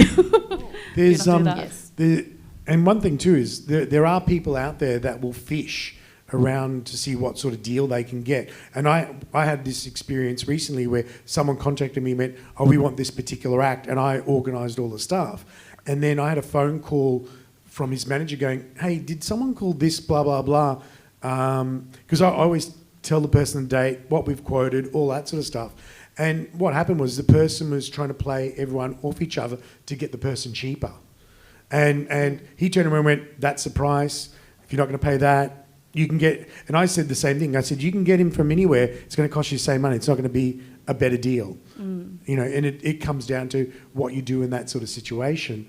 And, that will happen. The other thing, you mentioned something that made me think, but now it's gone. Do we have any maybe questions, because we're running out of time? Yeah, we are running out of time. Any other questions? Anyone? Yep, over here. You were talking a little while ago about feeling on gigs where you feel unsafe. And I've been at a few gigs where I've felt unsafe. I did a gig in Darwin for the Impex complex, and it was just a group of unruly guys, and there was amorous heckling coming from the audience, and I felt so unsafe that as soon as I got off stage, I just left.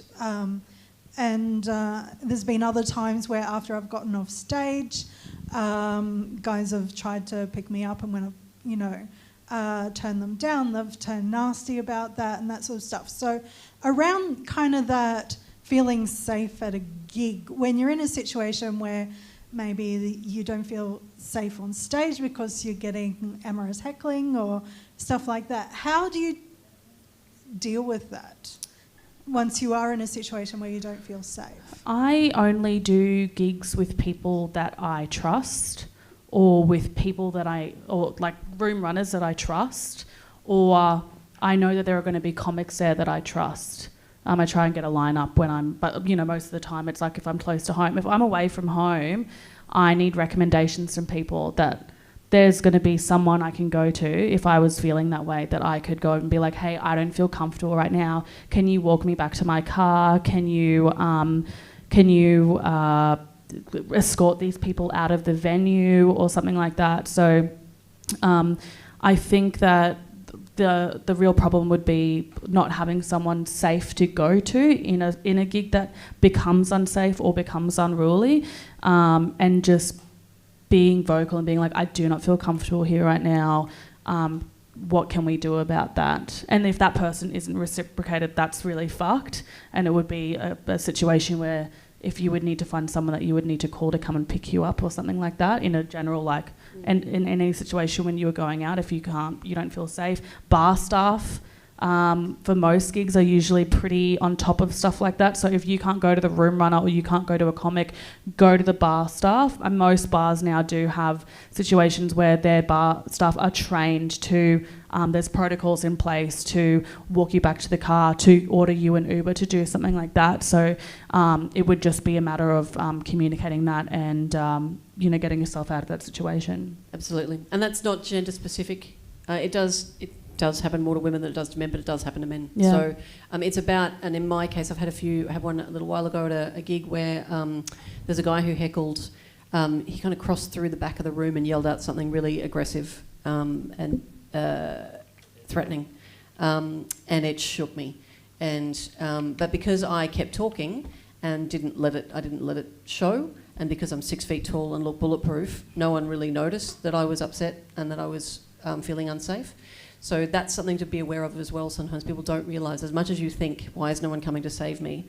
They don't realise you need saving. So I spoke to the sound guy in the first instance, and then I got security to walk me to my car. And they were really, really lovely about it and really apologetic and all those sorts of things. None of that kind of helped in the moment, but it's being able to have the strength to say, I don't feel safe, and say it loud. And ask for the help that you need, because I've been threatened, I've been assaulted, I've been yelled at, I've had all sorts of horrible things happen, and I sometimes it doesn't hit, and other times it really does. So walk to your car, call someone on the way home. Don't drive if you're feeling unsafe. Like, these are things, we are human beings doing a job that can be dangerous at times because people don't understand the nature of our relationship with the audience. So do ask for help, and if it's something that you're worried about before a gig, if you come in and think, this looks a bit dicey, map it out beforehand. Talk to someone set up behind the with bar. the sound person. As I said before, have a code that the person who's doing sound or someone in the room knows that this is the signal if something's going wrong. Also, if you feel really uncomfortable and you're on stage at the time, and let's say you're supposed to be doing 10 minutes and you're a minute or two into your act, finish your joke or don't. Get off stage. And you can tell them, if they get mad at you, you can tell them, I didn't feel comfortable. I was being yelled at. I was being berated by the crowd. At the end of the day, you're a person. And I know that it's like obviously a dope thing to be able to handle hecklers and handle fuckwits at gigs. But also, if you're not in the right state of mind at the time, there are times where I'm like, I will cry. I will immediately start crying if anyone talks to me. If you're not in the right headspace to be able to handle it, just get off stage, find someone you feel like you can trust, tell them and be like, look, I'm sorry I didn't do my time, but I literally am not in the right headspace. If they don't understand that, they're a fuckwit. No one decent would ever get cross at you for feeling vulnerable when something like that is happening. It's rough. It's rough for it to happen. Even for people who Kat said it's annoying as fuck, and it's still shitty, and it doesn't make you any less of a good comic. It just means you're a person who has feelings, and you might be tired. You needed a nap and you didn't have one, and now it's all going to shit. So just communicate and get off stage if you don't feel safe. And if they get mad at you, I will beat them up. I was going to say, the other thing too is, and as Ree said, if you're not feeling right or there's something wrong, don't be afraid to come to the person that's booked you going, hey, look, I'm not in the right headspace. I need to pull out of that gig. It's better for you to pull out and them being able to replace you than you turn up and do it and then have to pull out early. I would only laugh because I've literally called for deli so many times. I'm like, I'm not well. Yeah, and I've gone, not a problem, and we get someone else. Because at that stage, you can deal with it. You know what I mean? Yeah. And, sometimes if something like that happens at this room, we can grab someone else who's out we'd jump on that thing before it happened. But, we can get someone to fill the time or whatever it is. But it's about communicating with the room runners and all that sort of stuff, what's happening or where you're sitting. It's better for you to say no to something than hunker down. Like there have been occasions where I've had people booked for gigs and a parent has died that day. And I've rung them up and gone, dude, don't worry about tonight's gig. And they're going, no, I want to do it. Or no, thanks for that, da-da-da-da. And it's that you've got to give that person the option in that sort of situation. And the same with the room runner. You've got to give them the option of going, okay, let's get someone else. if you're not communicating that, then it just makes it harder. At the end of the day, good room runners deal with comics all the time, and even though this is a job and it's a business and it's a whole industry, comics are it's this weird thing where we're socializing with our colleagues at bars, and there's not like a HR department. So most room runners will be able to handle you being a person, because I mean, how many comics pull out because their mental health is bad, because things are going on in their life? Some people can't perform under stress and under vulnerability. So most room runners are able to just be like, yep, no worries, that's fine. Heard it all before. The amount of times I've called for Deli, guys, call him. He knows. He'll be fine. But just not at like 5 minutes to 8 on the night. No, of course. That's very different. Definitely try and give as much notice as possible. But it's not going to be uncommon for you to be like, I feel really awful about myself. I'm feeling nervous about this because people are screaming. I don't want to be yelled at. I'm not in the right headspace. I promise you are not the first person to come to them and say that, mentally you're not ready to be on that stage, and they'll be okay with it. And that goes for any gig. If it's not the right situation, you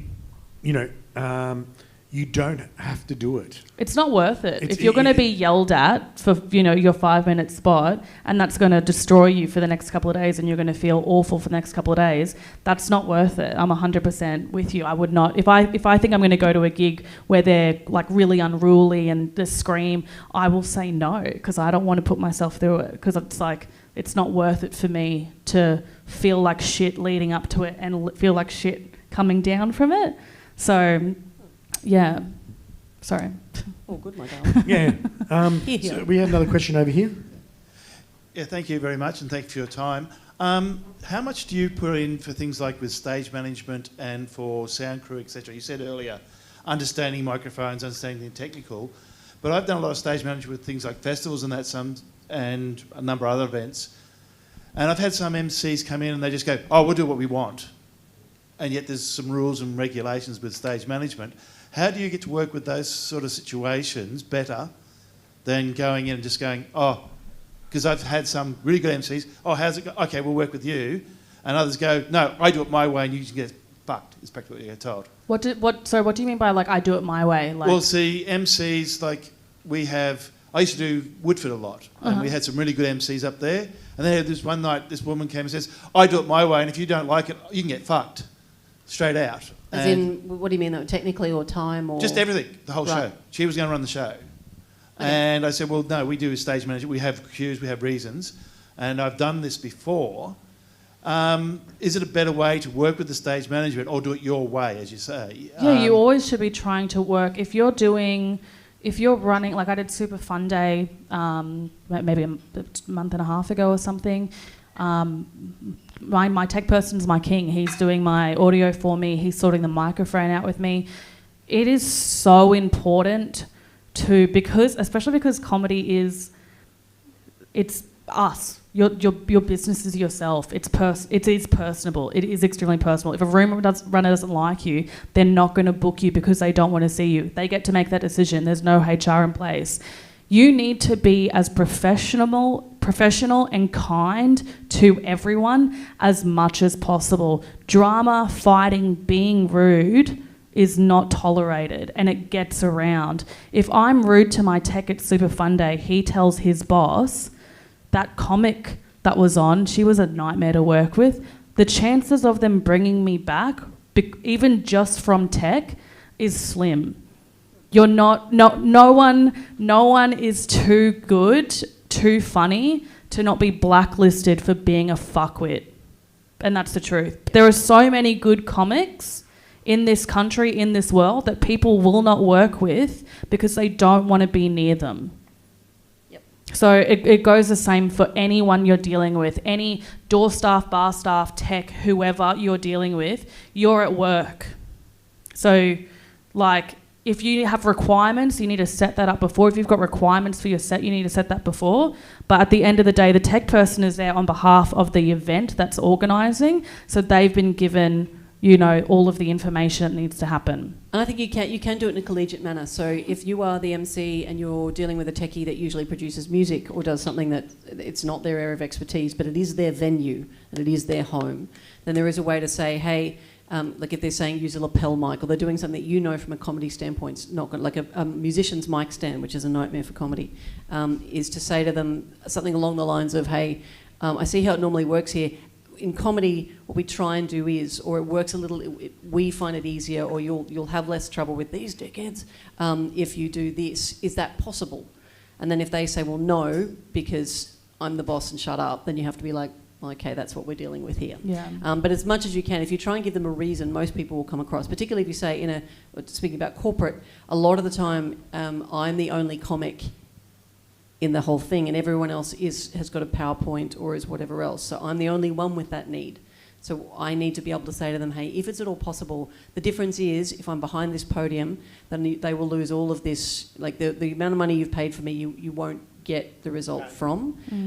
If I can get a mic, what I can do is roam and I can do this. So if you can give them a reason other than because I fucking said so, then they will usually come to the party. So it's always about giving a reason, giving an understanding, and knowing when to acquiesce. If they say no, the only way we can do this, and I've done multiple gigs with no spotlight or with something that is shit, and you can't say, well, I suppose you can say, well, I'm not doing it, fuck you, but for the most stage you just have to go, okay, I've asked, I've tried, I've done the best that I can for the night, and then try and make the best of it, and try and be pleasant along the way as much as you can.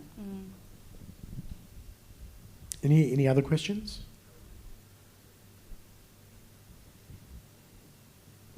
Hi. I actually wanted to follow on from this guy, Luke. Yeah? Yeah, Meg. Hi. Where's Luke? Hello. I've only met everyone close, pretty much except today. But just to sort of get everyone feeling connected right at the end, because I think we're wrapping up. Would you say that after you've been emceeing for a really long time, it becomes such an identity that you stand on stage and everyone knows you're the MC because you know you're the MC? And so, like, if any of us can take opportunities to do birthdays, school stuff, considering that public speaking is like the greatest fear, ahead of spiders, would you say the more you do it, the more you just go, everyone's listening to me because they know I do this and I know I do this? Flying time is flying time, yes. I think to a certain extent, yes. But the job of an emceeing in comedy night is very specific. So I think, yes, to being up on stage and being as comfortable as you can as often as you can, but also understanding that you will only gain the skills you need to be a good MC of a comedy night by emceeing comedy nights. So kind of a bit of both on that, and know where you are in terms of, and go and watch as many MCs, like watch Ree, because Ree and my styles are chalk and cheese. But I have nothing but respect for the way that she does things. And there are gigs that Ree would kill at that I would not, and vice versa. So majority of Kat's gigs I would not do well at. The corporate, they're just like, nah, I would fucking pay to see you do some of those ones. Hello, lawyers, this is Ree. That's a High Court judge. Good luck. But yeah, so, and in terms of identifying as an MC, I think maybe if that's your thing, if you think this is what I'm fucking awesome at and I don't really enjoy headlining or I'm not built for it, that's fine. But I think identifying yourself as you at all times is probably more important. So if you are MCing, you're doing it in your own style, completely who you are. And you may have to change a little bit, like less swearing, more swearing, be careful with you, that sort of stuff. But in terms of the heart of who you are, and you're not going to know who that is as an MC or as an act for ages. Yeah, it's going to take years. So know that about yourself as well, and that you're always going to be learning and growing. And so if you try and put a stamp on yourself really early on, as this is exactly who I am, that will fuck you. Yeah. Because that's going to change in 6 months. So be as confident as you can in who you are, but kind of be ready to People can tell roll. when someone's putting on a character and putting on an act. As someone who did that for the majority, like probably the first 6 years of me doing comedy, people can tell when you're putting it on versus what is genuinely you. And that is just a thing of life and a thing of the amount of time you spent doing comedy. So it just comes with time. It's, you know, like everyone's still figuring out who they are as a person constantly. It's always growing and stuff like that, and evolving and stuff like that. So definitely, yeah, be genuine. But also, like, on the MC aspect, I have mad performance anxiety before every single show that I do. So I've never once been like, yep, I'm the MC, look at me, ha ha ha. But usually I think probably after you get your first laugh, you get your first couple of laughs, then I personally feel like, okay, I am an authority figure at this show. They trust me, and then you feel confident and you feel fine. But even that in itself I think that took me maybe like a couple of months from when I started. I probably started emceeing maybe 2 and a bit years ago when I moved back, and I'd only emceed one show before that because I never tried and never attempted to MC before. And it's the majority. It's probably 90% of the shows that I do as MC work. And it just takes getting used to, because it's not just getting up and being like, hi, and then finishing. It's a whole setup. There's admin aspect to it. It's making sure that you're saying everything that the producer needs you to say, like there's a deal at the bar, or follow the Instagram page, or blah blah blah. You can't just be doing your own thing up there. But I reckon it took me a couple of months to just get the hang of the dot points of what you need to do, like reminding myself that I need to tell the audience we're going to break. And stupid shit like that, like just getting used to and finding your like scripting almost. It's like a scripting almost that you have in your head of like what you need to go through to let the audience know. And I reckon that took me a couple of months just to get comfortable with what to say and how the night goes, and paying attention to every act, because who knows when an act's going to get off, who knows what's going to happen. Am I going to need to bring something up after something's happened at the show? You can't just go out and vape and just be like, bye, and not really think about the show. It's like actually really paying attention. And that definitely took a couple of months, but I still get nerve-wracked every time, because I'm also like, I don't want to fuck up for the acts. I don't want to fuck up for the audience. But I'm sure a more confident person would tell you different. But yeah, it just depends. We got to wrap up, so I was going to say that's nearly a perfect sort of closer to. She knows how to close. You know, it was a good sort of wrap up of all the things that we've sort of discussed. Are there any last things that you'd like to mention before we finish? No, I think I love the way that you guys are. I mean, that you're here today. It says 1,000 things about you. You've given up time on a Sunday to learn about this, which is amazing. Use each other as sounding boards as well. Keep the communication between you open. And if you do want an MC to give you feedback, ask them beforehand. Little thing, but as an MC, if you want them to give feedback about that, or also as an act, ask the MC beforehand. And then when you are in that position, you will know also kind of how to give feedback as well. And don't give it unsolicited unless you are asked. I mean, you can sort of say, hey, do you want my advice? And then give it, or but don't just, and I've seen this happen quite a few times. It's so rough. Yeah, someone come up straight after and be like, hey, this is the ways that you fucked up. And they're like, didn't ask and wasn't ready. So that's one thing I would be watchful of. And the flip too is, if you ask for advice, then listen to it as well. Take it on board. As I said before, it might be take it like a grain of salt, but be engaged with getting the feedback. Because there's definitely times where people ask for feedback and then you go, and they just start staring off and you go, why am I doing this? Yeah. Why am I investing my time? Also, my last point would be know the names of the acts. Know how to say the names of the acts. It's my biggest thing. Check with the room runner, check with the person. No one's going to get cross at you because you don't know the perfect way to pronounce their name or their last name. That's the biggest thing. My biggest pet peeve is when I see an MC not pronounce someone's name correctly. Or totally forget it. Because at the end of the day, like a lot of the shows that I'm emceeing people, the headliner's getting paid, but all the acts before the headliner are not getting paid. And they've come there with their night, they're spending their time to be at the show, to perform, to be a part of the show, and their name is not said correctly. is, as when I was an open micer, it happened to me. It's so disrespectful. It's really disrespectful. So make sure you know how to say every single person's name. If you're opening, I always write the first act's name on my hand. So when I finish my act and I'm swept up in my own shit, I can at least correctly introduce someone on stage. That's my biggest, hottest tip. Yes. Yep. So I'd like to take this opportunity to say thank you, Ree, and thanks, Kat, for being involved. I'd also like to thank Megan, who's been working from home because she's got COVID, and she's been dealing with the live stream. I'd also like to thank Alex and all the guys behind the bar, Tom, who's doing sound. I'd like to thank all of you for coming and the people that have been watching it from home. And thank you very much. Have a good weekend with what's left of it. See you later. Thanks.